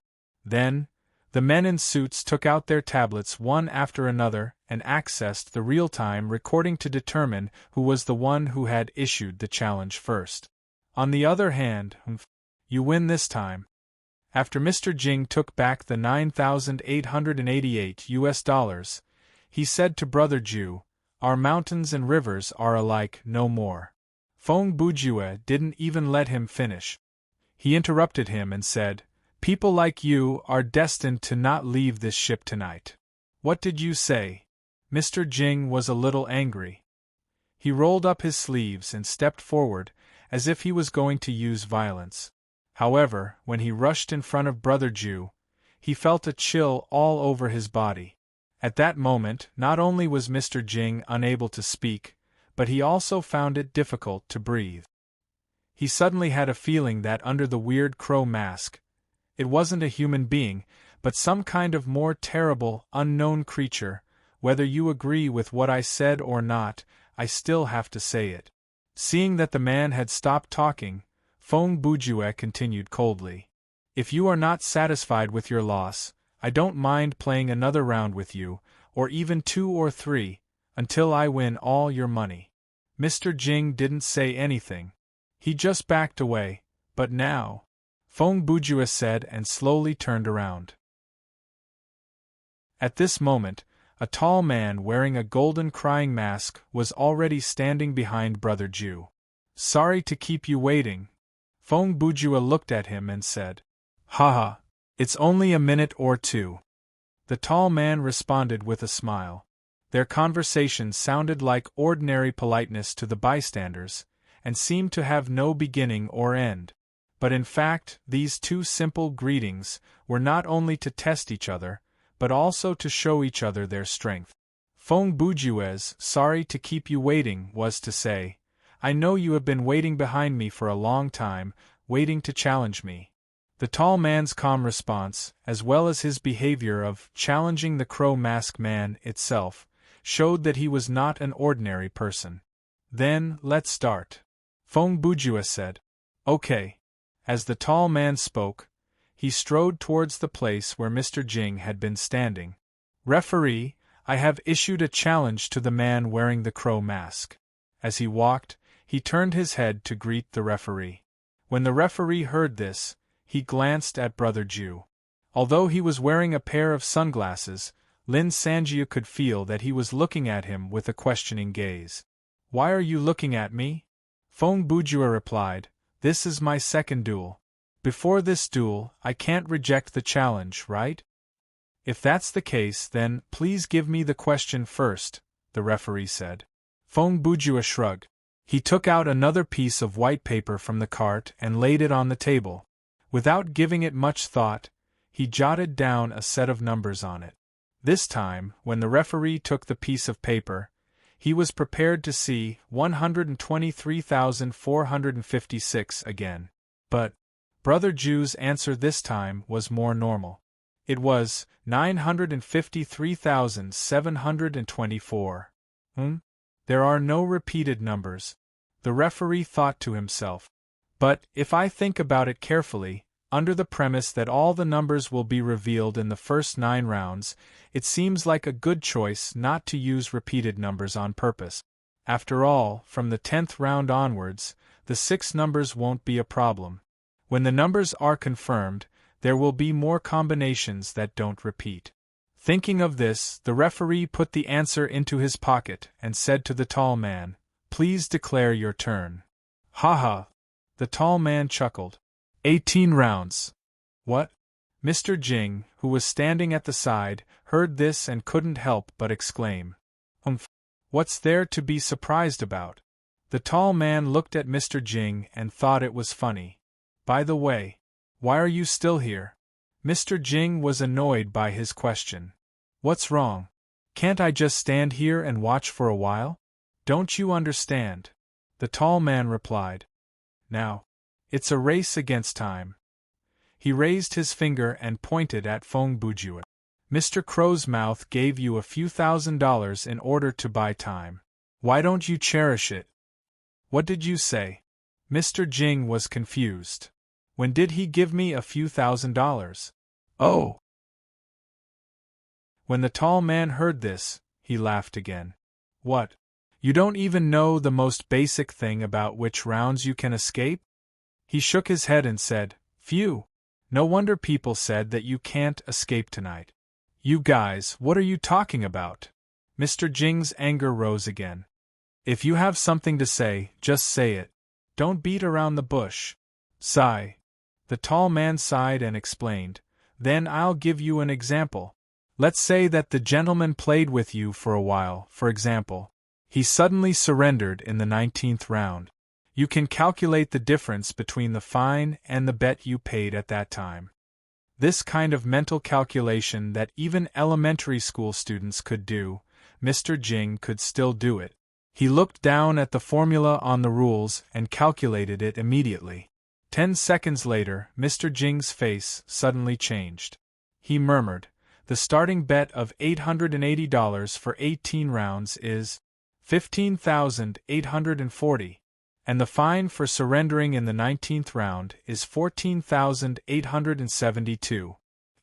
I didn't win any money, but I lost $968?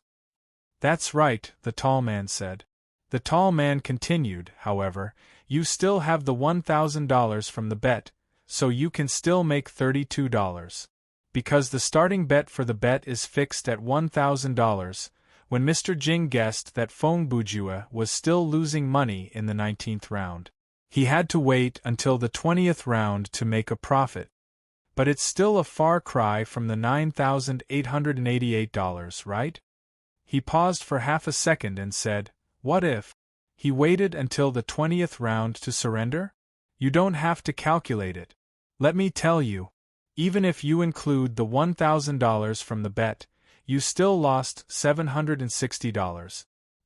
He smiled, although Mr. Jing couldn't see it. This is the so-called escape round. For the person who came up with the question first, this is very important, but you didn't take advantage of it.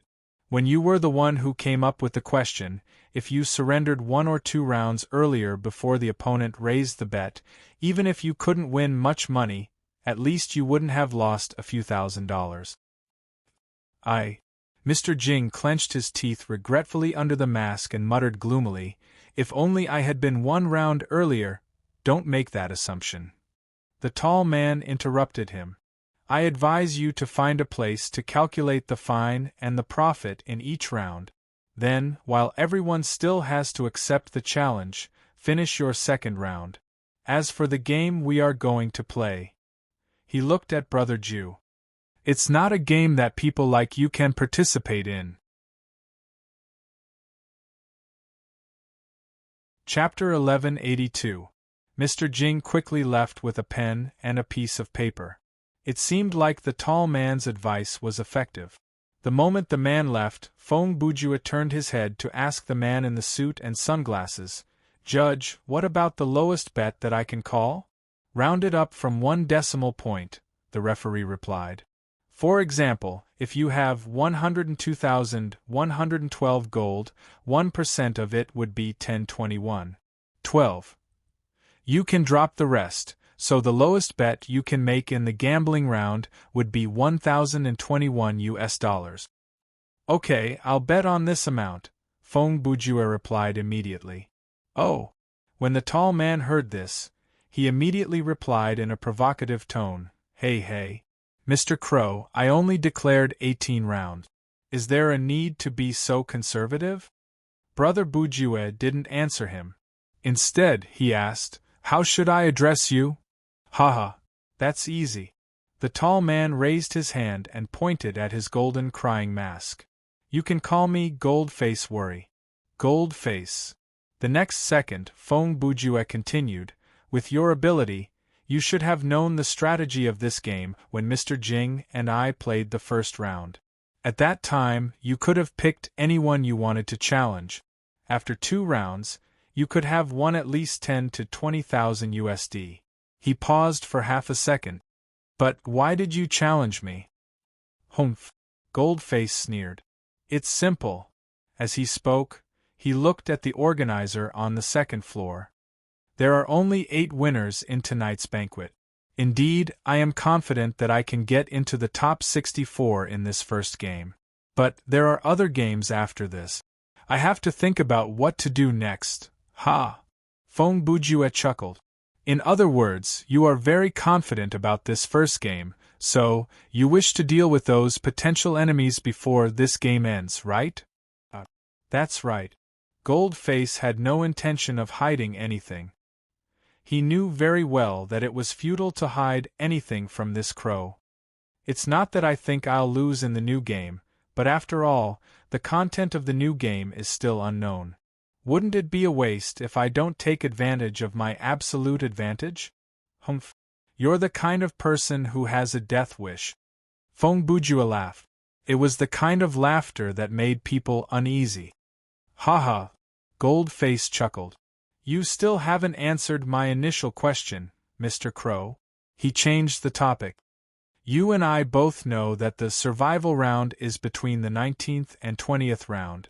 In order to win, I even bet the round declaration on the number 18. In the face of my sincerity, are you only willing to pay $1,021? Yes, that's the price of your sincerity." Feng Bujue was unmoved. "Time is precious. You'd better start guessing." He glanced at the timer. "Don't forget the time we are talking now, or is your 45 minutes of guessing time." Okay, then I'll start." Goldface Scowl pretended to be very disappointed, and then began to guess. The two of them moved quickly.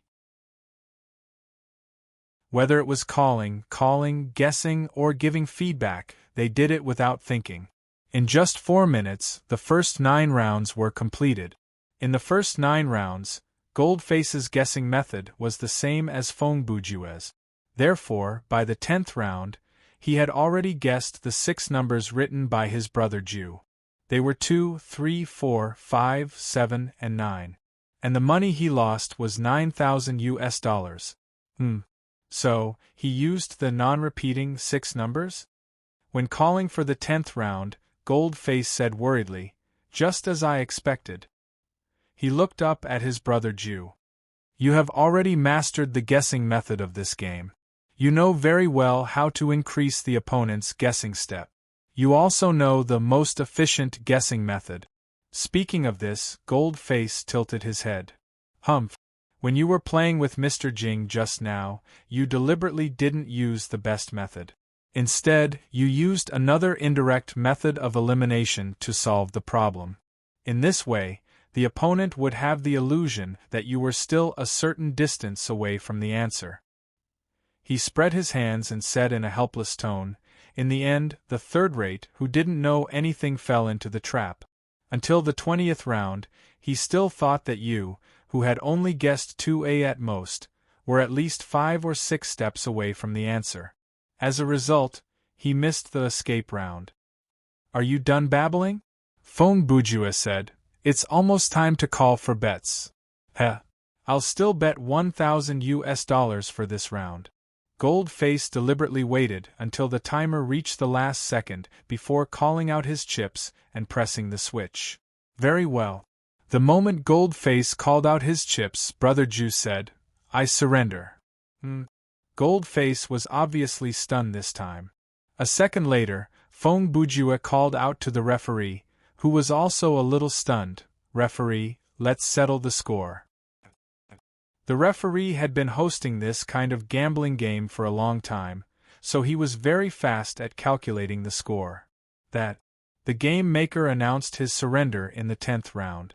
"The fine is $11,000, plus the 1021 for the gambling round, minus the $9,000 that the guessing side lost in the previous 9 rounds. The final score is 30-21. The game maker, please pay." Before he even finished, Brother Ju had already started to pull out the money. "You." As the cashier, Goldface Scowl looked a little annoyed. "You're really watertight, humph." Feng Bujue shrugged and snorted. "If Mr. Jing is third-rate, then you're second-rate." "You." Goldface was about to say something but stopped. After 2 seconds, he said in a fierce tone, "Are you trying to provoke me? I won't fall for it. The characteristic of a second-rate is that you think you're smart." Feng Bujue ignored his words and continued, "For example, just now, you deliberately chose to blabber a lot before the 10th round and waited until the last second to press the timer. Do you think you're shooting the buzzer in basketball?" He mocked. "On the surface, you tried your best to put on a 'I'm not in a hurry' look. At the same time, you used words to distract the opponent and try to make the opponent anxious." He mimicked Goldface's posture and spread out his hands. "Although your tone and body language are on point, the more you act like this, the easier it is to expose your true intentions." "Don't be so arrogant and criticize me," Goldface said unhappily. "As long as you've done the math, you'll know. The 10th round is a second-rate escape round. Although compared to the 19th and 20th rounds, you'll lose more money if you surrender here.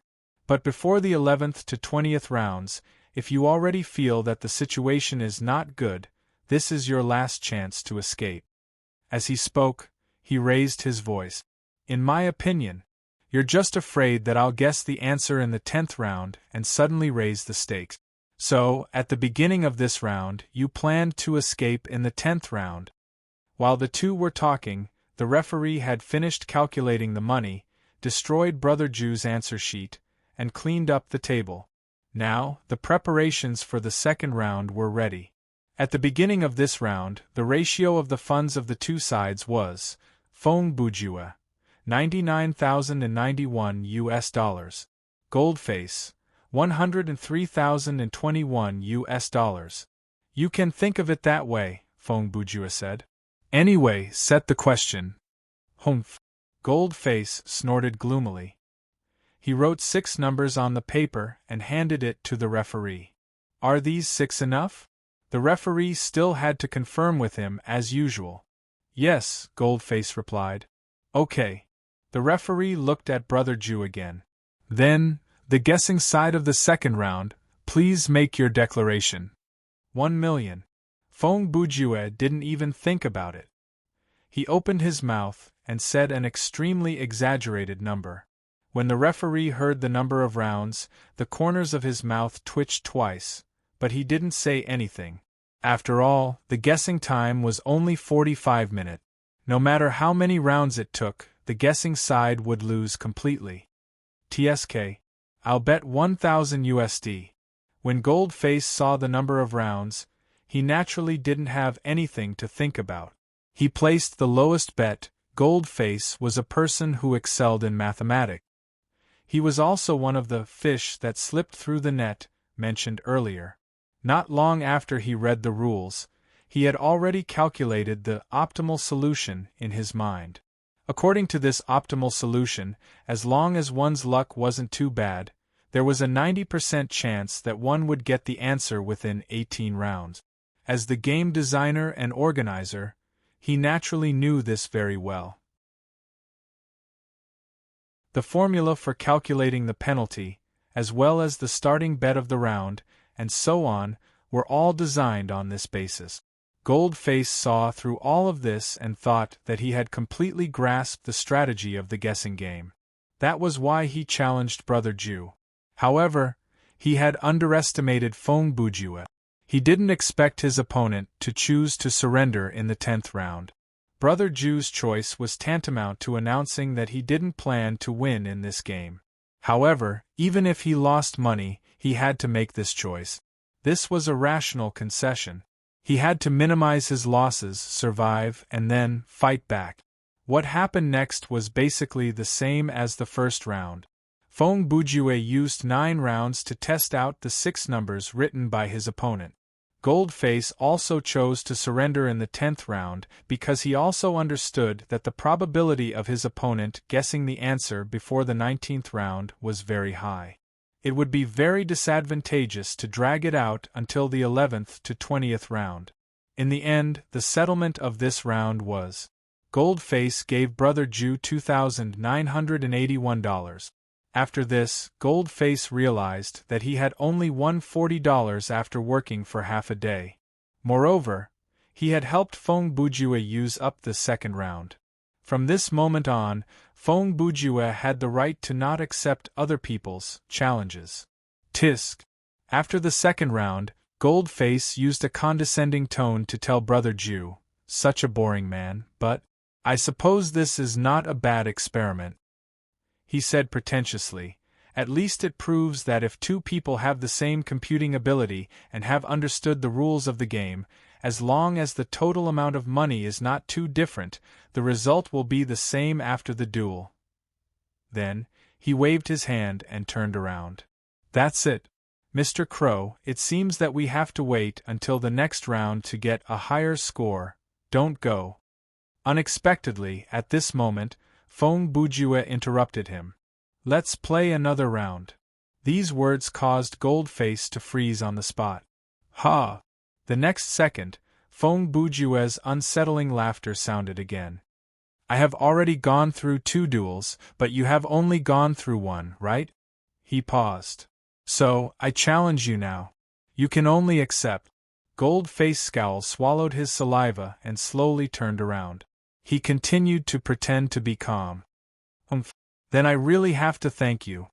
You're here to help me exhaust the second duel, so that I can avoid being challenged in the future, right?" "No, I'm here to win your money," Fong Bujue replied calmly. "Huh." Goldface laughed drily. "Ridiculous," he suddenly shouted. "Is there any difference between this round and the previous one?" "There is," Fong Bujue replied in a low voice. "Just now, I played with you in the field of computing and learned about your second-rate nature. He laughed strangely. "And now, I should invite you to the field of gambling."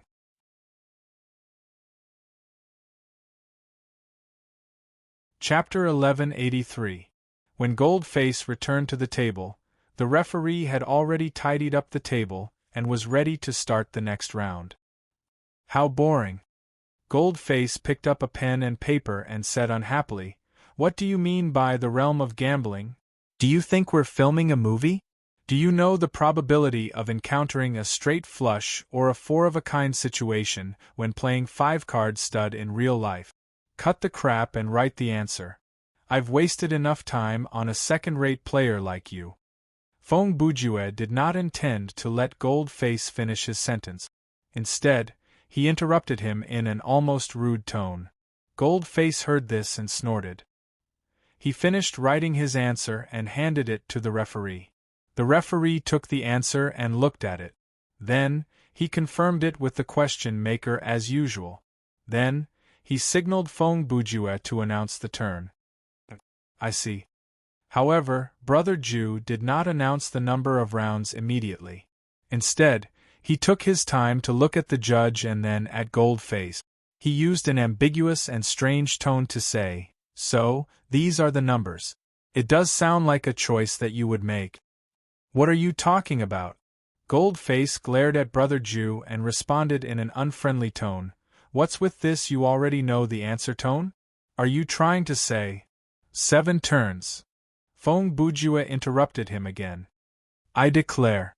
Give me the answer in 7 turns. What? At this moment, Jean Miencho, who had always maintained a calm demeanor, finally couldn't help but reveal the surprise in his heart. But after a few seconds, when he recovered from the shock, he returned to normal and said in a low voice, "Ah, I understand." He laughed. Ha, ha ha. Is this the so-called, the realm of gambling? Isn't this just a bluff? Then, he slammed the table and pointed at Brother Ju. 7 turns? Do you think you're guessing a 4-digit number that doesn't repeat itself? Or do you think I'll write something like 333,333? Since you are so confident, Feng Bujue replied calmly, how about 100,000? Goldface Scowl was taken aback. If the starting bet is 100,000, as long as you can hold on until the 8th round before surrendering, you will definitely win, right? Feng Bujue continued to speak in an almost indifferent tone. Even if I bet all my chips in the 8th round, the penalty when you surrender is only about 20,000 renminbi. Including the 7,000 renminbi I gave you in the previous 7 rounds, it's about 13,000 renminbi.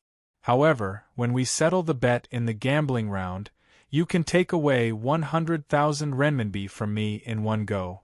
In this way, when you're the guessing side in the 2nd round, I, as the question maker, only have about 15,000 renminbi. If I choose to run away again in the 10th round, then the high penalty caused by the lack of funds and the minimum bet of more than 1,000 renminbi will further erode my funds. What he said almost cleared Goldface Scowl's account. The most important thing is, Feng Bujue didn't forget to conclude, once the above hypothesis is true, regardless of whether I can be saved after the duel, at least you will be promoted to the next round. By then, not only will you have completed 2 rounds of duels and obtained immunity, but you will also have nearly 200,000 renminbi of funds. In this way, you will have a huge advantage in all the subsequent challenge rounds. On the other side, Goldface Scowl was quickly analyzing the situation while listening to Brother Ju. The conclusion he came to was the same as Brother Ju's. This guy. Is he crazy? Goldface Scowl thought to himself. Why is he telling me this? Playing hard to get? Retreating in order to advance? No, he was digging his own grave. Although his words made others feel that there was some kind of trap hidden in this situation, but, it's impossible to deduce the answer in 7 rounds. I'll bet 100,000 renminbi. A few seconds later, just as the betting time was about to run out, Goldface Scowl pressed the switch on the timer and used his ear-piercing, high-pitched voice to call out to the referee. Ha! Ha ha ha ha! Feng Bujue laughed then, and the laughter was not just unsettling, it was chilling to the point where one could not help but shiver. Goldface Scowl didn't know why.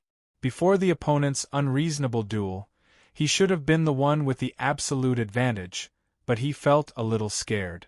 He had a feeling that the man under the crow mask had some kind of plan. The next second, Brother Ju stopped laughing and asked Goldface Scowl in a teasing tone, "Were you thinking that it's impossible to deduce the answer in 7 rounds?" Jean Miencho, on the other hand, was so shocked by this sentence that his body trembled. He almost said, "How did you know?" But in the end, he stopped himself. Indeed, in the field of calculation, this is basically impossible, Feng Bujue continued, But in the world of gambling, it's a different story. Ha! Stop bluffing! Gold-Faced Scowl was not to be outdone. No matter how much you bluff, after 2 rounds, your true colors will be revealed. Revealed my true colors? Feng Bujue repeated these 4 words and laughed. Okay, I hope you don't wet your pants when you see my true colors. At this point, he looked serious and reported, in the first round, I'll bet $1,021. According to the rounding principle, the minimum bet for Feng Bujue, who currently has $102,072, is the same as when he had $102,112 at the beginning of the last duel. I'll follow. Gold-Faced Scowl thought for a second and said. Feng Bujue did not even think about it. He picked up a piece of paper and wrote down a set of numbers, 135899. When this piece of paper was pushed in front of Gold-Faced Scowl, the latter's body stiffened and the hand holding the pen began to tremble. What's going on? What's going on? At the same time, he was screaming in his mind. His mind was suddenly buzzing and his thoughts were in a mess. This is impossible. How did he guess 1A and 5B in the first round? Gold-Faced Scowl naturally did not immediately give a response to this set of numbers. He suddenly raised his head and looked at his opponent. However, all he saw was nothing more than a mask cheating. He must have cheated. But how did he do it? Gold-Faced Scowl's gaze lingered on Brother Jew's mask for a few seconds. Then, he turned to the referee and thought to himself, the referee didn't say anything, and I didn't see anything strange. But this guy guessed this in the first round. This is absolutely illogical. Could it be? With this thought, the expression under the mask suddenly changed. The referee is with him?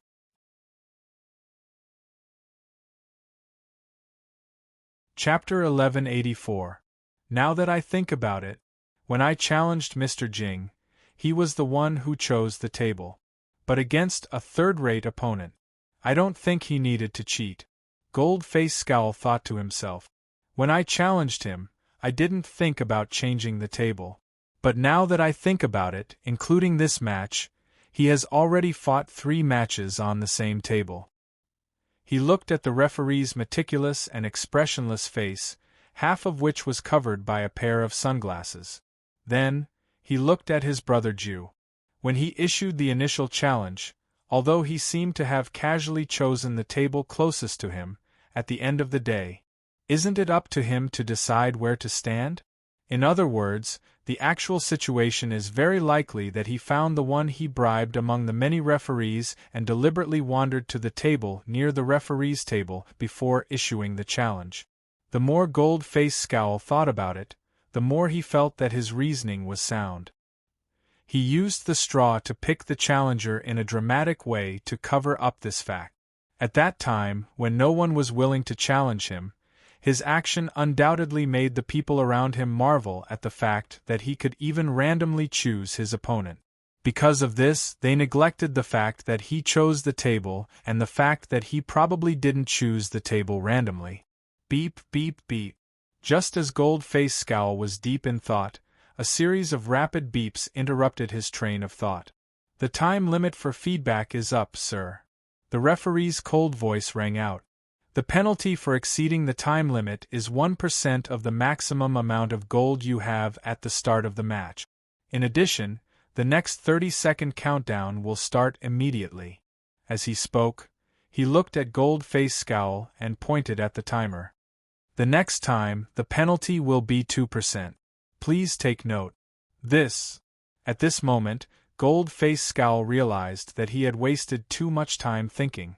For the first time in his life, he felt that he didn't have enough time to think. This was a situation that he had never encountered before.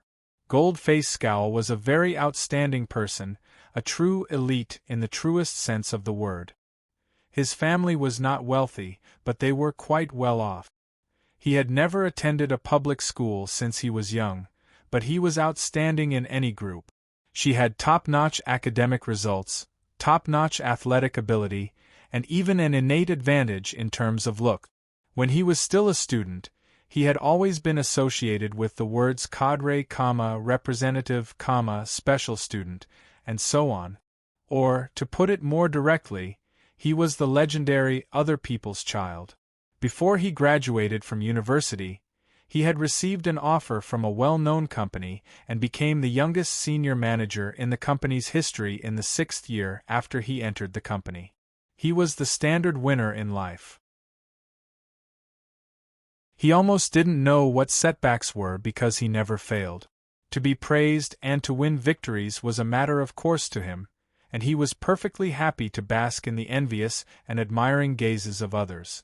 In his opinion, those mediocre people who appeared in his life were all unremarkable extras, and he was like the main character of this world. Until he was 32 years old, a month ago, Goldface had a disagreement with his superior on a certain project. Arrogant to the point of being obstinate, he chose to ignore his superior's advice and forcefully carried out his decision. In the end, he failed miserably and caused a huge loss. Even if he went bankrupt, he wouldn't be able to fill this gap by himself. However, if he could get an 8-figure sum of liquid funds, then he would have ways to mediate and remedy the situation. At least for a long time, no one would find out about his actions. Therefore, he appeared on this ship today. He thought that he was the main character, here as usual. However, the nightmarish reality gradually woke up this person who had not experienced the ups and downs of life. And the name of the main character was Fong Bujue. Hurry up and write. Brother Ju saw that Goldface was still hesitating, so he smiled and pressured him. What? Do you think $1,000 is not enough? If you exceed the time limit, it will be $2,000. I protest. Gold Countenance suddenly turned and shouted at the organizer on the second-floor railing. His shout not only attracted the attention of the organizer, but also attracted the attention of many people in the main hall. Ha! The organizer opened his mouth and exhaled. Then, he stood up and looked at Goldface. What are you protesting about? Your people were bribed by him. They cheated together. Goldface shouted at the organizer as he raised his hand and pointed at the man in the suit and Brother Ju. When he said this, the referee was stunned and did not know how to react. Ha ha! After Fong Bujue heard this, he spread his hands and laughed. Look at you, tattling to the teacher. TSK. This time, his ridicule did not have any practical meaning, but he liked it. My people were bribed by him? 2 seconds later, the organizer replied with a smile. Why do you say that? Do you have any evidence? Here's the evidence. Goldface Scowl shouted with certainty, raising the paper in his hand. What's wrong with this paper? The organizer asked. He guessed 1A5B in the first round. Goldface replied with a frown. Oh. The organizer responded weakly. So? Goldface's tone changed. So they must have colluded to cheat. Ha! Ha ha! After hearing this, the organizer shook his head and laughed dryly. Almost at the same time, Fong Bujue laughed in the same way. What are you laughing at? Goldface sensed that the atmosphere was not right and his voice lowered. Who made the rule that we can't guess 1A5B in the first round? The organizer asked. And who made the decision? If he guessed 1A5B in the first round, he must have cheated? Fong Bujue asked. Ridiculous! Goldface shouted. If he didn't cheat, how could he guess all 6 numbers in the first round? Then, did you see through his technique? The organizer asked. Goldface didn't answer the question directly. His technique is to cooperate with the referee. The referee must be somewhere I can't see. For example, in a blind spot. He must have told the man the numbers through hand gestures or secret signals. As soon as this was said, the referee instinctively wanted to defend himself. However, after looking up at the organizer, He swallowed his words in the end. He knew that in front of the organizer, defending himself was superfluous. Defending himself was a form of questioning the organizer. No, he didn't, the organizer said. As he spoke, he fiddled with the tablet in his hand a few times. He pulled up the surveillance footage of Feng Bujue and Goldface's table and played it in fast forward. From the footage captured by this camera, it can be seen that he didn't move at all. His hands, feet, shoulders. They were all very stable. He didn't even move his lips or fingers. Goldface saw this and said, "The man with the crow must have cheated in some other way. Either the referee didn't see it, or he was bribed by him. He pretended not to see it." Phew! The organizer exhaled again, picked up the mystery drink next to him, and took a sip. "Let me organize my thoughts." He paused. "You accused my man of cheating, but you have no evidence at all, and you can't tell me the exact method. The only thing you can rely on is the answer that the man gave in the first round." Even Goldface could tell that he was in the wrong. He hurriedly said, "No. There are many other signs." He pointed at Feng Bujue. "When I just finished writing the answer, he said something like, 'I see, it's these numbers.' And he only announced it for 7 rounds. These are all signs of cheating."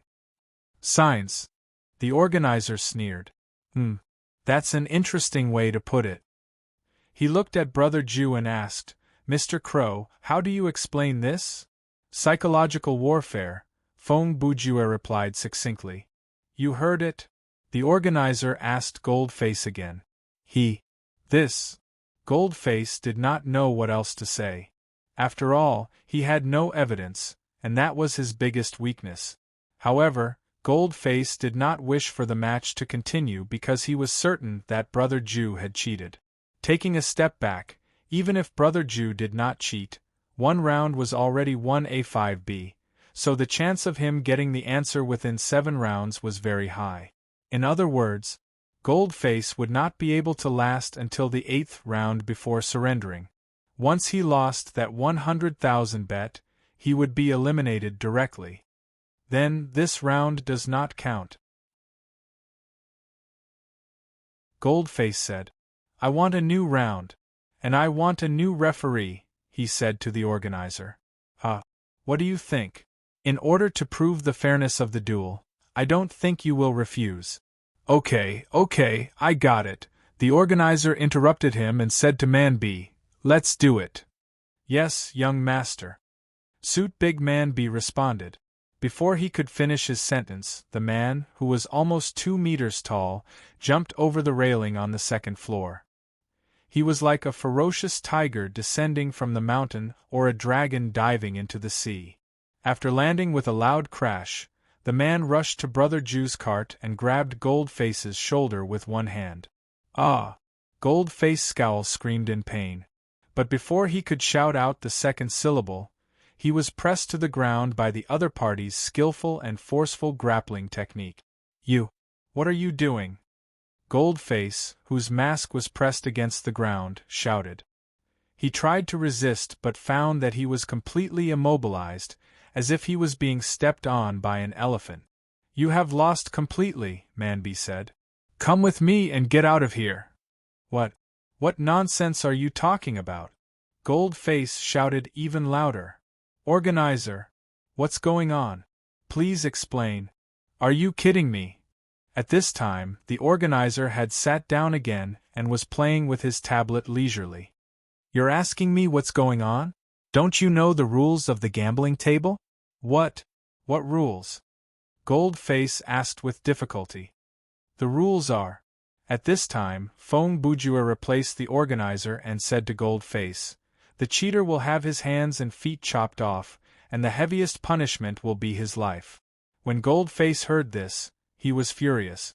I didn't cheat. It was clearly you. Without any evidence, it's the same to accuse the other party of cheating." The next second the organizer said, "Why don't you think about it? If what you said was true, how would my men be treated?" He raised his finger and pointed at the judge. The world of gambling is not the kind of place where you can point at someone's nose and shout that they are cheating while you can stay out of it. He shook his head.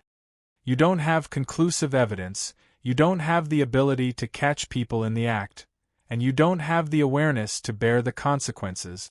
How dare you say that the other party must have cheated? Bang! The organizer immediately slapped the railing in front of him and shouted in a stern tone for the first time, "Do you think this is a kindergarten's playroom? How dare you ask for a rematch? You want me to prove the fairness of the duel?" He waved his arm and pointed. "If it weren't for the presence of a lady, I would have gotten someone to beat the shit out of you 2 minutes ago." He paused for half a second and shouted at Man B. "He signed a protection contract, didn't he? Drag him out of here immediately." "Yes." Man B took the order and moved his knee away from Gold Mask Scowl's spine. He lifted him up and walked away. No, no. At this moment, Gold Mask Scowl was finally scared, but begging for mercy was undoubtedly too late. Unexpectedly, at this moment, Fong Bujue suddenly spoke, trying to call Man B. Wait. But Man B ignored Brother Ju, as if he didn't hear him at all. He used his steel-like arm to drag Gold Mask Scowl out of the room. Wait. 2 seconds later, the organizer spoke again. This time, Man B stopped. "Mr. Crow, do you have anything else to say?" the organizer asked. No, I just have a few words to say to Gold Mask Scowl," Fong Bujue said as he walked up to Gold Mask Scowl. Gold Mask Scowl's expression was almost the same as the mask he was wearing. Mr. Crow. Gold Mask Scowl sobbed and said to Brother Ju, "Please help me. I'll give you 50,000. Brother Ju ignored Gold Mask Scowl's pleading and said, "Do you want to know how I was able to guess 1A and 5B in the first round?" Gold Mask Scowl was stunned by the question. He replied blankly, "Why? Actually, it's very simple." Fong Bujue said, "I guessed it." "That's impossible." Gold Mask Scowl replied almost instinctively. "No, it's very easy." Brother Ju said, "First of all, you must have written one. This is what I saw, because when you wrote one, the movement of the pen was very obvious. I was sure that there was a 1 in the answer. Secondly, you must have written 8 and 9 because you know that my habit of guessing is to start from 6 zeros. If the answer didn't contain 8 and 9, it would have saved me a round. At least, before I made the declaration of 7 rounds, your idea was reasonable. Then, it was just a simple guess. Due to my work, I've done a lot of research on puzzle solving. I once saw it in a document from the 1990s. When people write random numbers, the most common 3 numbers are 3, 5, and 8. Although I wasn't sure about the reliability of the document, it was just a guess anyway. There was no need for me to be sure of anything. Besides, when I was dueling with Mr. Jing, he wrote these 3 numbers as well. In a sense, it was also a kind of proof. In short, up until now, I had the 5 numbers 1, 3, 5, 8, 9. Then, I thought about the repetition number. Adding a repetition number would make the answer more confusing. You know this very well, so I thought that you wouldn't let it go. So, which repetition number would it be? Based on my guessing sequence, it would be best to choose 9. This would ensure that I wouldn't get all 6 numbers until the 9th round. So, I wrote 1, 3, 5, 8, 9, 9. That's how the answer came to be. No. Gold Masked Scowl stammered. No. You lied to me. It can't be so coincidental. The reason for guessing 1, 8, 9, and 9 is still valid, but 3 and 5. He swallowed hard. The way you guessed, the probability of guessing more than 4 is very high, but if you guessed all of them, I didn't plan to get all of them right. Fong Bujue said, my original plan was to guess 4 to 5 numbers in the first round. As long as I could do that, my plan would be a success. This sentence was like a sharp arrow that pierced through Gold Masked Scowl's heart, causing the blood in his body to stop flowing. You didn't plan to finish this round. Gold Masked Scowl muttered after thinking for a few seconds. You finally understand, Feng Bujue replied calmly. As I said before, you're a second-rate. The difference between a third-rate and a second-rate is that the former is too weak, while the latter is self-righteous. Therefore, compared to a third-rate, it's easier for a second-rate to be implanted with ideas. He shrugged. To tell you the truth, I never planned to cheat. I just gave you the impression that I must have cheated through my previous performances. In a moment of desperation, you reacted as if you were seeking death. When Gold Masked Scowl heard this, he realized something. Could it be? When you were playing against Mr. Jing, you were already… Yes. Brother Ju smiled. At that time, I had already completed my plan. I asked the referee about my cheating in front of everyone because I considered that, in the following rounds, I might meet some opponents who are very good in the field of calculation. At that time, I buried the shadow in my opponent's heart, that as long as I didn't get caught cheating, I would be able to pass safely. This shadow became an invincible blade in my psychological warfare. Shock, despair, fear, and unwillingness, Feng Bujue's idea flowed quietly in the air. He made Gold Masked Scowl experience a complicated and indescribable sense of defeat. After a moment of silence, Gold Masked Scowl spoke again. One day I will be back. Whether it's 5 years or 10 years. I will pay off my debt and make a comeback. When the time comes, I will make a comeback to you at the gambling table. Humph! How naive! Feng Bujue sneered and interrupted him. One day? Make a comeback? Heh! People who say such things when they are defeated will only gradually get used to failure. As he spoke, he put his hands in his pockets and took 2 steps back. It's the same mentality you had when you came to challenge me. Because I'm not sure if I can still have the upper hand in the next game, I want to get rid of the potential strong opponent in this round first.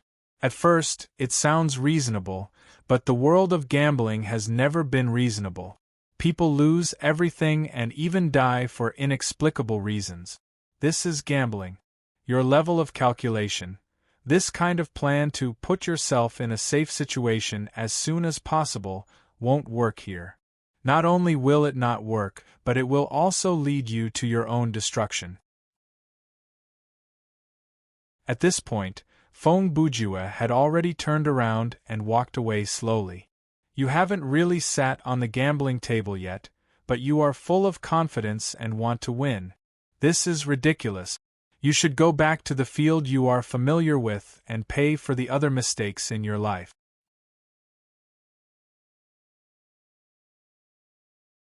Chapter 1185.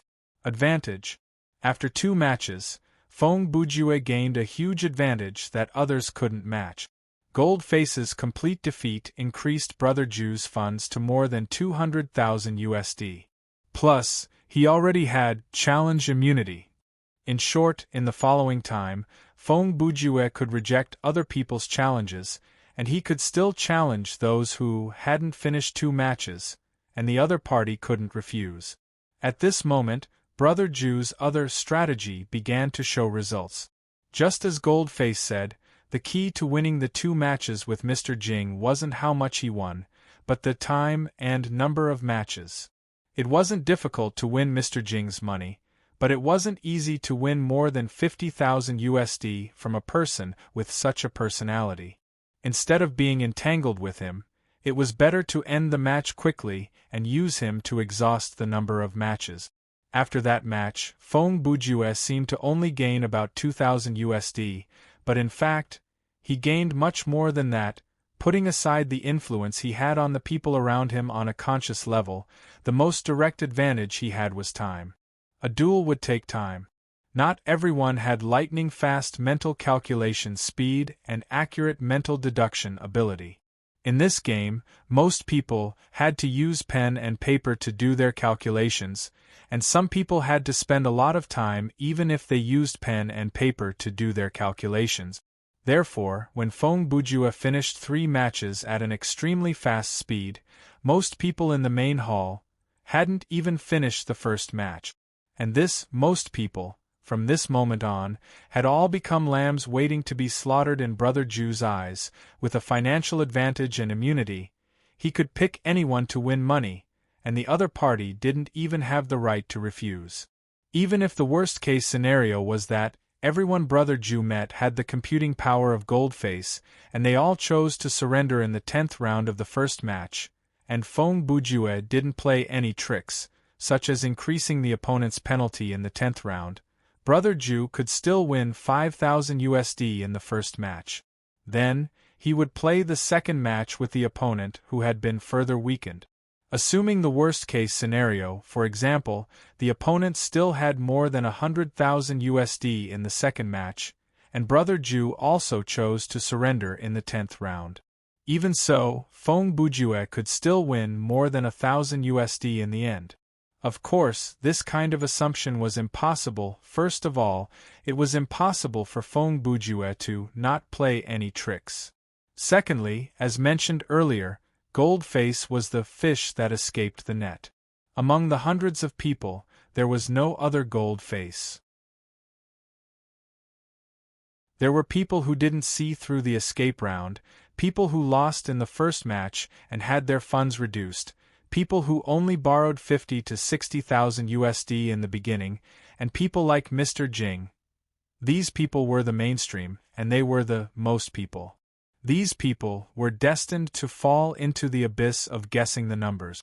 There were only a handful of survivors who could progress to the second game. For example, those who had already made their move when Brother Jew and Mr. Jing finished guessing the first game. Now, these people had basically finished guessing the first game as well. Even though they had made their move initially because they realized the advantage of the challenger, during the process of their duel, they had also realized the importance of time and immunity. Therefore, they sped up. They would rather sacrifice some money to grab some precious time. Once they met the two conditions of completing 2 rounds and having more funds than half of the people in the venue, they would officially become the hunters. On this basis, they would hunt down the prey who had less funds than them. This was the basic strategy of this guessing the numbers game. It was 10 o'clock at night. The guessing the numbers game had been going on for almost 2 hours. There were still 2 hours before the deadline of midnight. At this moment, the good show that the organizer had hoped to see finally began. "Are you kidding me? Get out of my way. Please. I beg you. Didn't we have a good chat just now? Aren't we friends? Who's your friend? I don't even know your face and name. I just said a few words to you. Who would lend you money because of that? Please. I was careless before. Now I know the way to win. As long as you give me 30,000. No. 20,000. Go away.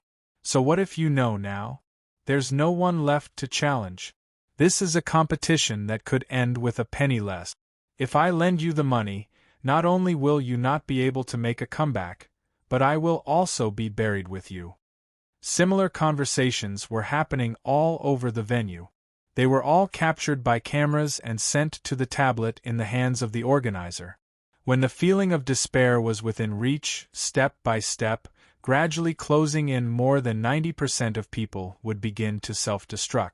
Wealth, status, reputation, dignity. People would gradually remove the shell that they had accumulated in society to protect themselves, and then reveal their fragile, ugly, and absurd nature. For people who had nothing to begin with, this might be easier, but for the guests invited by the organizer, this was no less painful than death. Ha ha ha, ha ha, ha ha ha ha ha. Finally, the organizer laughed. It's here. This is the best form of entertainment. He used his hands as a pillow and leaned back comfortably in his chair. At this moment, his tablet had been handed over to Suit Man A. This big brother was kneeling on one knee, like a human frame, helping the organizer hold the tablet. He held it motionlessly. More, let me see more. Under the mask, the eyes of the organizer were filled with excitement and joy. He muttered to himself softly, men, women, the rich, the powerful, the elite, in order to get away from the abyss at their feet, to grab the last glimmer of hope. Everyone eventually became rascals. He picked up the drink beside him and took a sip. He smiled and continued, kneeling cheaply, begging humbly, making empty promises, thinking in self-deception, selling one's body, abandoning one's dignity, losing one's rationality, going insane. Ha ha ha ha! He laughed for a while and exclaimed, "That's super awesome, young master." Suit Man B, who returned to the organizer after dealing with Golden Face, came over with a walkie-talkie. He leaned over and said to the organizer, "A report has just come in. Except for some people who were taken away directly because of cheating or mental breakdown, more than 200 people in the venue have been exempted from the challenge." The organizer responded and said, "In other words, it's time to enter the next stage." 5 minutes later, the door of the main hall opened again. Then, a few men in suits and sunglasses pushed in a flat-screen TV with a large screen. They pushed the TV all the way to the organizer's railing, then lifted it and moved it to a conspicuous marble platform. At the same time, the organizer stood up from his chair and stood by the railing. At this time, there was no one still fighting on the first floor of the main hall, so the organizer's move immediately attracted the attention of all the guests. Everyone. After the crowd quieted down, the organizer spoke. "It seems that everyone has completed more than 2 matches and no longer wishes to be the party being challenged." He paused for a moment and laughed mockingly. "Haha, but is this really all right?" Before he finished speaking, the flat-screen TV lit up. The expressions of the guests under their masks also changed significantly at this moment. It turned out that the thing printed on the TV was none other than the thing that everyone was most interested in at the moment, the player holding the gold ranking. Considering that all the guests were wearing masks and did not know each other's names, the ranking board used a profile picture. Every person on the list was shown as a still photo of their head from their collarbones to their head, with a sum of money written next to it. As you can see, the organizer waited for a few seconds before continuing. "This is a funding ranking. This ranking will instantly show the leading 72 players. In order to prevent everyone's avatars from being too small to be recognized, only 24 people will be displayed on one screen. The list will be displayed on 3 scrolling screens." He spread out his hands. "Anyway, I just want to confirm with everyone. Is this really okay? If everyone doesn't fight anymore, then other than the 64 people at the top of this ranking, the rest of the people will. Even if you say that." At this moment, someone in the crowd interrupted the organizer. "Everyone knows that the challenged party is at a disadvantage, so no one will accept the challenge anymore." Yeah. If no one wants to be the challenged party, the duel won't work. There's something wrong with your rules. Yeah. Change the rules. Change the rules. Change the rules. Change the rules. Change the rules. At this point, those who had been forced into a desperate situation were no longer polite to the organizers.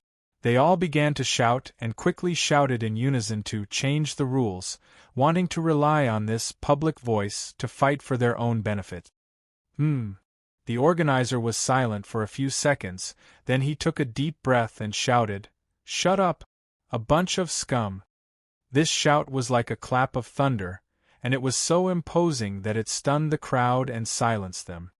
"Phew!" After the organizer shouted, he exhaled and said, "Since I took the initiative to stand here and speak again, it naturally means that I'm going to make some adjustments to the rules." He paused for half a second. "But don't be mistaken. This adjustment is not because there's something wrong with the rules. If there's something wrong with the rules, you should have raised it at the beginning of the game. If what you said made sense, I might have accepted it. However, you didn't say anything at that time until now. Because of your own incompetence, lack of wisdom, and lack of courage, you're lagging behind others. now you're coming together to question the rules. Scoundrels! Stinking bugs! Disgusting maggots! The organizer shouted, slightly forgetting himself. He raised his hand and pointed at a few people in the crowd. This one, this one, this one. And those two. He pointed at the few people who had led the crowd and shouted the loudest. He then ordered the men in suits, these few, take them away. You bugs have been eliminated. What? Why are you arresting me? Wait. Stop. What right do you have? Let me go. I'm the deputy commissioner of the police station. Who dares to touch me?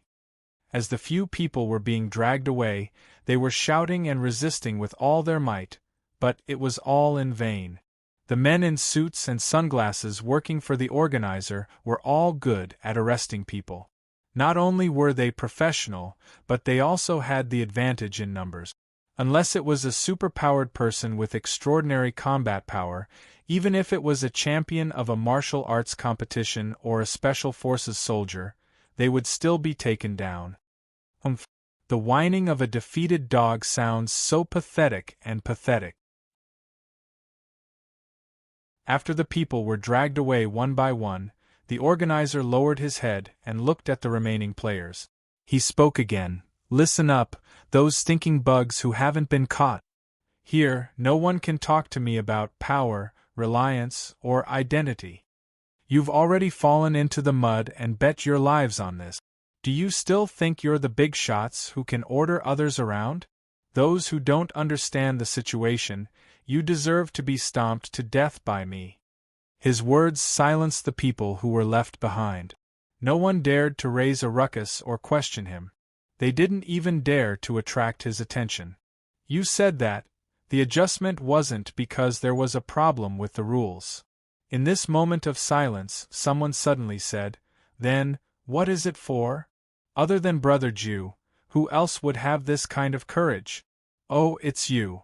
The organizer looked towards the source of the voice. When he saw the crow mask, he laughed. Haha, good question. He paused for a second and continued, Of course, it's to let me have fun. His answer, or rather his reason, was obviously unreasonable.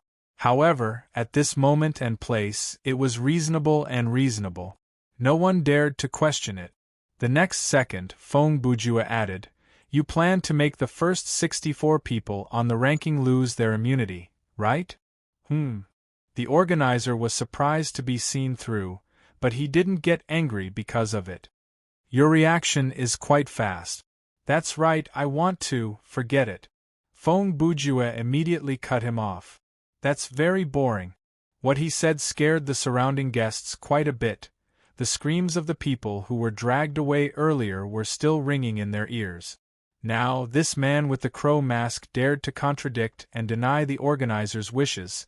Even the men in suits and sunglasses were worried for Brother Jew, much less the bystanders. You said that The organizer's tone turned cold. Boring. Fong Bujue didn't answer this question. Instead, he said directly, I believe you've done this kind of adjustment in the previous games that you organized. He walked forward as he spoke. If I'm not mistaken, those who have their immunity removed will definitely try to drag the time in the following matches, right? So what? There are still 2 more. The organizer replied. If you want to, it's completely possible to only play 2 matches in 2 hours, right? Imagine how boring that would be. Fong Bujua interrupted him again. Or, to prevent this from happening, are you going to adjust the time again? Tisk. The organizer understood that if he adjusted the time to that extent, it would be too much for the leaders. Then what do you think? I have a very interesting suggestion. Fong Bujue continued. When the organizer heard the word interesting, his interest was immediately piqued. Go ahead. Then, Fong Bujue said 5 words, second borrowing rights.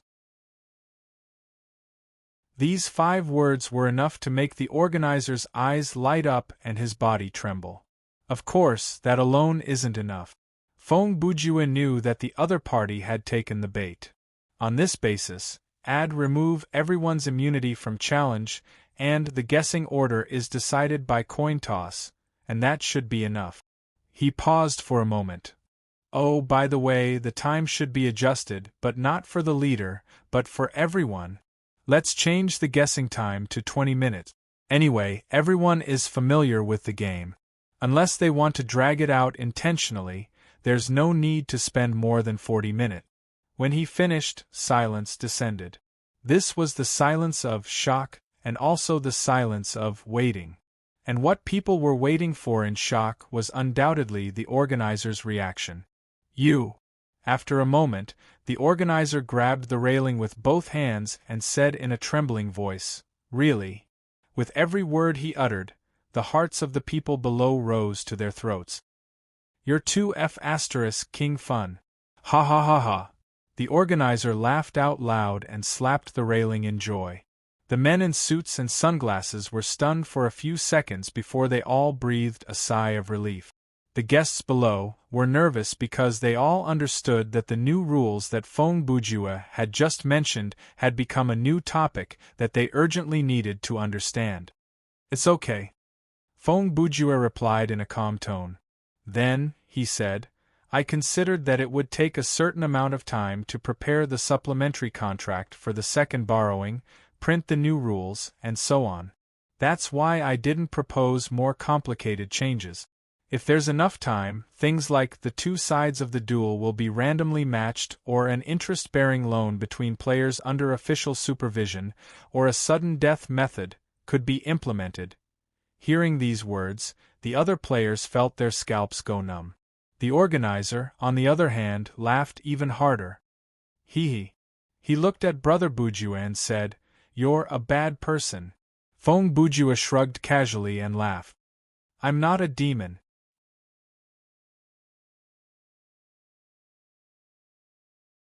Chapter 1186. The organizer used 10 minutes to perfect the few suggestions that Feng Bujue had given. He removed everyone's right to challenge and added in the rule that the referee would toss a coin to determine the right to attack first. In this way, before the duel was established, no one would know whether they would be the one who came up with the question or the guesser. The order of attack and defense was decided by the coin toss, so both sides had nothing to say. In addition, in order to reduce the objective gap caused by the lack of funds, the second loan was started. The upper limit of the loan was the difference between the player's current funds and the funds of the player in first place, rounded to the nearest whole number. By the way, the player in first place was Feng Bujue. The time advantage gave him more opportunities to hunt. By 10 o'clock sharp, his funds had reached more than $300,000. Therefore, the amount of the second loan was based on him. For example, if someone lost less than $10,000, he could borrow $290,000. If someone had $60,000, he could borrow $240,000. Of course, they had to sign a new supplementary contract on the basis of the first contract they signed. To make a long story short, at 10:38 the second loan began. Although the organizer had a group of top legal and financial personnel, the drafting and printing of the contract still took about 20 minutes. To be honest, on the basis of not making any mistakes, these people's work was already very efficient.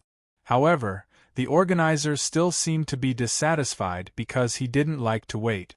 "Hurry up, scumbags, why are you still dawdling when it comes to borrowing money? Time waits for no one."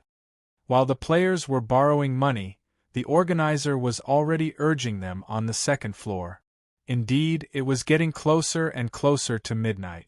Even if Feng Bujue shortened the time of each duel to less than 20 minutes, they wouldn't be able to play too many rounds. At 10:45, everyone who needed the money had completed the second loan. At this moment, the winner was decided. This time, everyone knew the importance of funds. No one was timid or hesitant anymore. They all raised the amount of funds to the upper limit of $300,000. Therefore, at this point in time, the difference in funds between all the players disappeared. The right to challenge each other was also released. The order of attack and defense was up to fate. In short, they had returned to a state of relatively fair competition. Of course, it didn't mean that the advantage of the front-runners from before had disappeared. This was because, at midnight, the moment the number-guessing duel ended, everyone had to pay off their loans before settling their chips. Therefore, the laggards were still at a disadvantage. The second loan only gave them the capital and opportunity to counterattack. As for whether or not they could make a comeback in the face of adversity, that would depend on their performance. Young master, there's something I don't understand. 10 minutes after the duel restarted, Suit Man found an opportunity to speak to the organizer. What's the matter? The organizer was in a good mood and immediately responded in a brisk tone. I can see the purpose of Jiang Dao's suggestion to you. He was afraid that the set of rules you originally wanted to change would be too disadvantageous for him, so he suggested a compromise. Suit Man continued, but what I don't understand is, why is he still actively earning chips? Yes, young master, I don't understand either.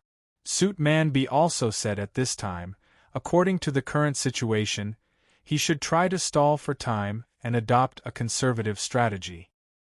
He paused for half a second and said, as the front-runners, there's no need to continue to strive for profits. They just need to lose less, and they'll be able to stay at the front of the settlement. Ha ha! The organizer heard this and laughed. It's not your fault.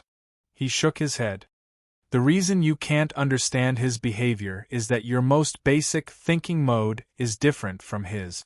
As soon as he said this, the two men in suits looked at the organizer with puzzled faces, waiting for him to continue. You and 99% of the hundreds of people here are all thinking based on the idea of survival. The organizer paused for a moment and continued, survival in this game, survival in tonight's bet, return to the outside world, survival. Suit Man gulped. Young master, is this thinking wrong? There's no right or wrong in this, the organizer replied. It can only be said that your thinking represents the will of the majority, which is the so-called normal. As he said this, his gaze turned to Brother Jew in the venue. But that man, his thinking is different from yours, or should I say, abnormal. Does he want to die? Suit Man asked very straightforwardly. Ha ha! The organizer was amused. That's not what I meant. He turned his head and looked at the two bodyguards beside him. Then, he said, you've watched many of these good shows with me. What do you think the essence of gambling is? The two men looked at each other and did not answer because they did not have a concrete answer in their hearts. Ha ha! Seeing this, the organizer waited for a few seconds and said himself, gambling is a meaningless death. Although he said an answer, the two men still did not understand. The size of the cards, the number of points on the sieve, the whereabouts of a certain marble, the winner or loser of a certain game, and even what kind of car will drive past in the next minute. The organizer continued, gambling is all about these boring things. At least most of them are boring and meaningless. If it doesn't involve bets, gambling will probably become as boring as statistics. But with betting, it's different. Winning can mean gaining everything, and losing can mean losing everything. Betting everything on a result that hasn't happened yet, enjoying the excitement of the process, and bearing the bliss or pain when the result is revealed. This is the real gambler, the real rascal. Young master, you mean? Suit Man turned to look at Brother Jew.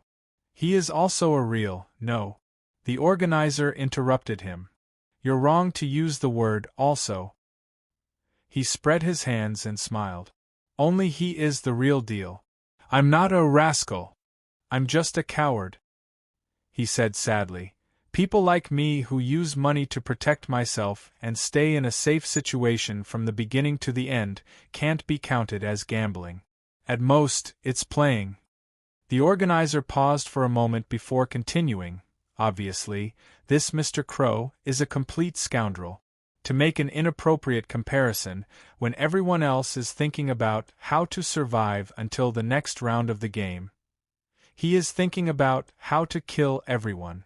This difference in nature, coupled with the gap in ability, makes his execution ability several levels higher than others. Night, 11:59 p.m. There was only 1 minute left before midnight. According to the rules, the duels that had not been completed by midnight could be postponed until the end. At this moment, almost all the guests were still dueling. Some of them had calm expressions on their faces, some had complacent expressions, and some had an expression that said, "It's already over." Their masks covered their expressions, but sweat and tears were still flowing down their cheeks and chins uncontrollably. Their bodies were trembling and their postures were also unconcealable. It could be said that although the last duel was not over yet, it was easy to tell who was going to be eliminated based on their body language. On the other hand, the number of men in suits and sunglasses in the venue had increased again. Moreover, there were dozens of women in suits and sunglasses. As the staff, they knew very well that the following scene would be quite ugly, so they needed to suppress a large number of people to control the situation. And this noisy moment after midnight was also a scene that the organizer was very happy to see. The people who had fallen into the swamp of despair showed their ugly and pathetic postures and faces. The men, who had been standing tall and proud, were now kneeling on the ground and begging for mercy, weeping bitterly.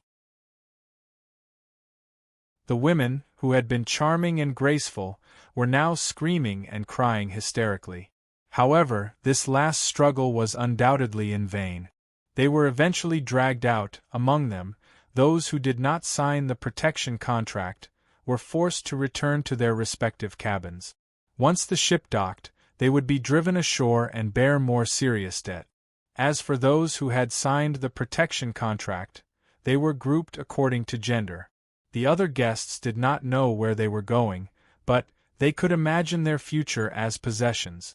Midnight, 12:25 p.m. Ladies and gentlemen, tonight the organizer came down from the second floor for the first time. Allow me to congratulate you first. He walked confidently to the middle of the main hall, and the two men in suits followed closely behind, one on each side of him. Congratulations to all of you for coming out on top in the number guessing contest. The organizer said this and clapped his hands lightly. The next second, all the men and women in suits and sunglasses around him applauded. However, from their faces, there was not the slightest hint of congratulations. Before announcing the rules of the next round of the game, allow me to propose a toast to all of you. Before the organizer finished speaking, the 64 men in sunglasses had already carried trays to the remaining 64 guests in the main hall. Each of them had a glass of champagne on the tray in their hand. Please do me the honor. As the organizer spoke, he took his glass of champagne from the hand of the 65th staff member and raised the glass high. Seeing this, the guests naturally raised their glasses one after another. Some of the more tightly masked guests used their other hand to slightly lift the lower half of their masks, ready to drink. As for Fong Bujua, he had to raise the glass to almost the same height as his face to drink the thing inside, so at this moment, his action of putting the straw into the eye of the mask was still the same. Then, the organizer raised his glass for a few seconds and said, let me think of a toast. Hurry up, my hand is sore. As soon as the organizer finished speaking, Brother Ju urged him. The organizer pursed his lips under the mask. Okay, then to the world, and, before he could say the word, and, Fong Bujua interrupted him. Who are you kidding? Peace my ass. Do you think you're participating in a beauty contest? Something else. When the organizer heard this, his face twitched, and he muttered in his heart, Hey, you're the one urging me, you're the one being picky, you're just looking for trouble. Although he thought about it, he still changed his words. Then, thank you all. Are you holding a 1-month-old celebration or a class reunion? Why don't you call us guests instead? What are you thanking us for? You make it sound like we're here to give you face, change it to something else. Brother Jew interrupted the organizer again and activated his ridiculing ability. I haven't even said what I want to thank you for. The organizer finally couldn't take it anymore and yelled at Brother Jew, Are you done? Why don't you just say it? Okay, I wish you all good health. Feng Bujua spoke very quickly and then slurped down half the glass of champagne. The organizer was shocked, but after he recovered from his shock, he finished the champagne in his hand with the other guests. Because he felt that he had lost his composure, the organizer awkwardly cleared his throat after drinking. After a few seconds, he said, Then, everyone, I will now announce the content of the second game. After that, he raised his hand and snapped his fingers. 2 seconds later, a man in a suit and sunglasses came over and took the empty glass in the organizer's hand. Then, he handed something to the organizer. After the organizer took it, he raised the thing and showed it to everyone. I call this game triple neurasthenia. When he said those words, he used a shuffling technique that was commonly seen in Hong Kong gambling movies in the 1990s and shuffled the neatly stacked, brand new cards in his hand from top to bottom. At this moment, the 63 guests present didn't see anything from the organizer's dazzling technique, except for one person who already knew a lot. It's not poker, it's special cards. There are a total of 102 cards, divided into 34 patterns. It's more difficult than the normal neurasthenia, but... After a glance, Feng Bujua muttered to himself, You're still too young to play cards in front of me.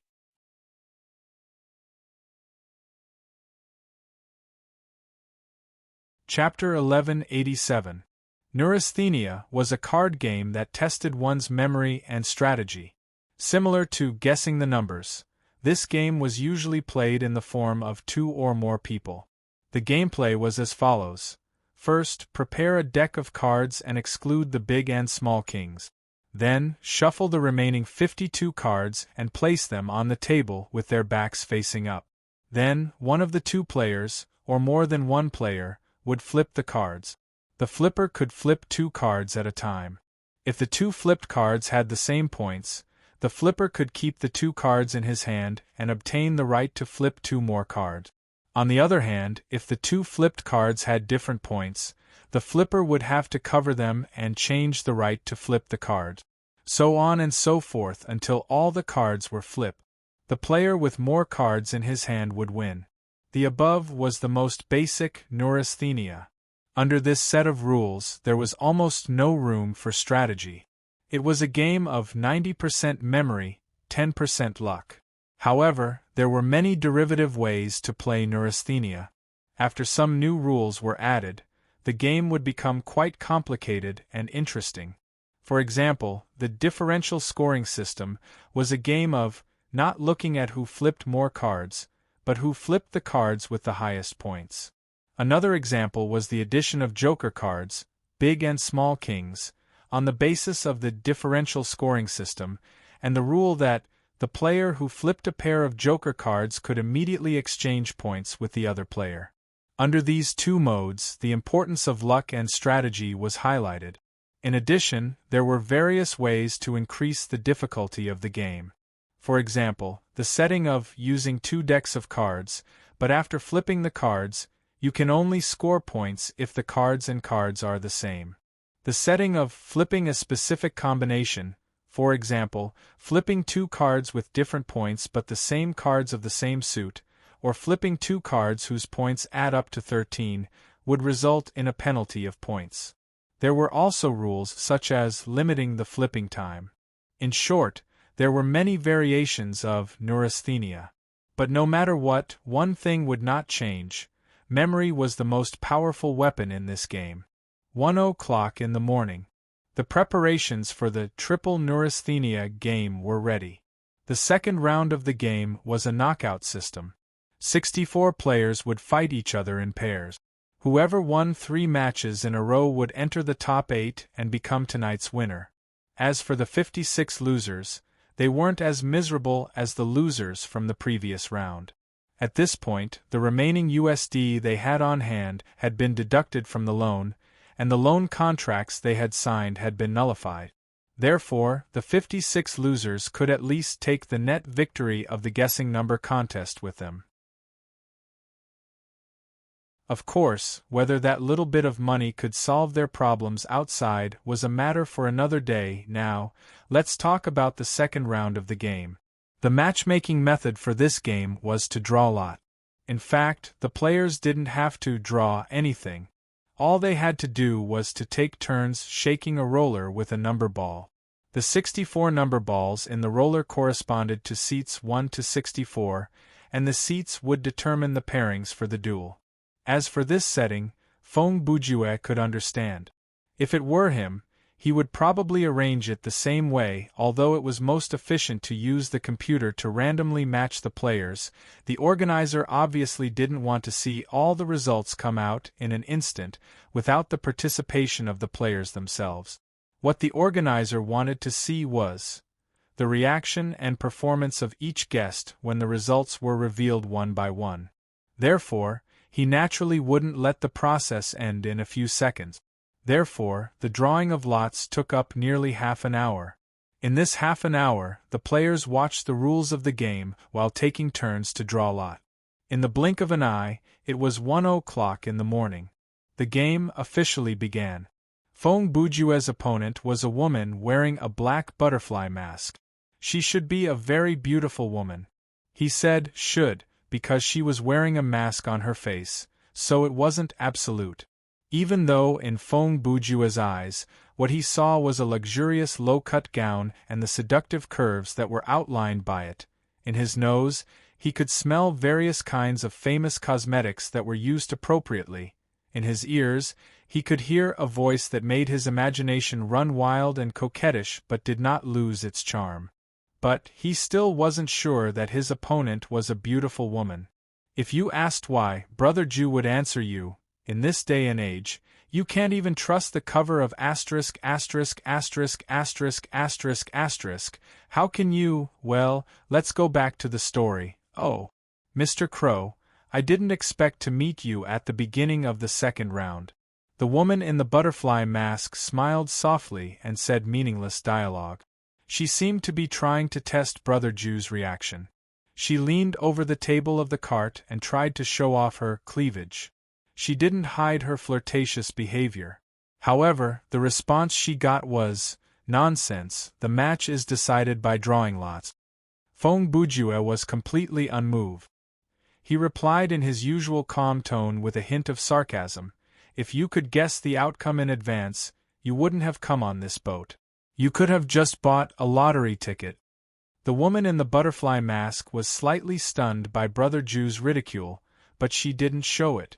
Instead, she quickly adjusted her mood and said, "Oh, I'm just a little afraid of competing with you.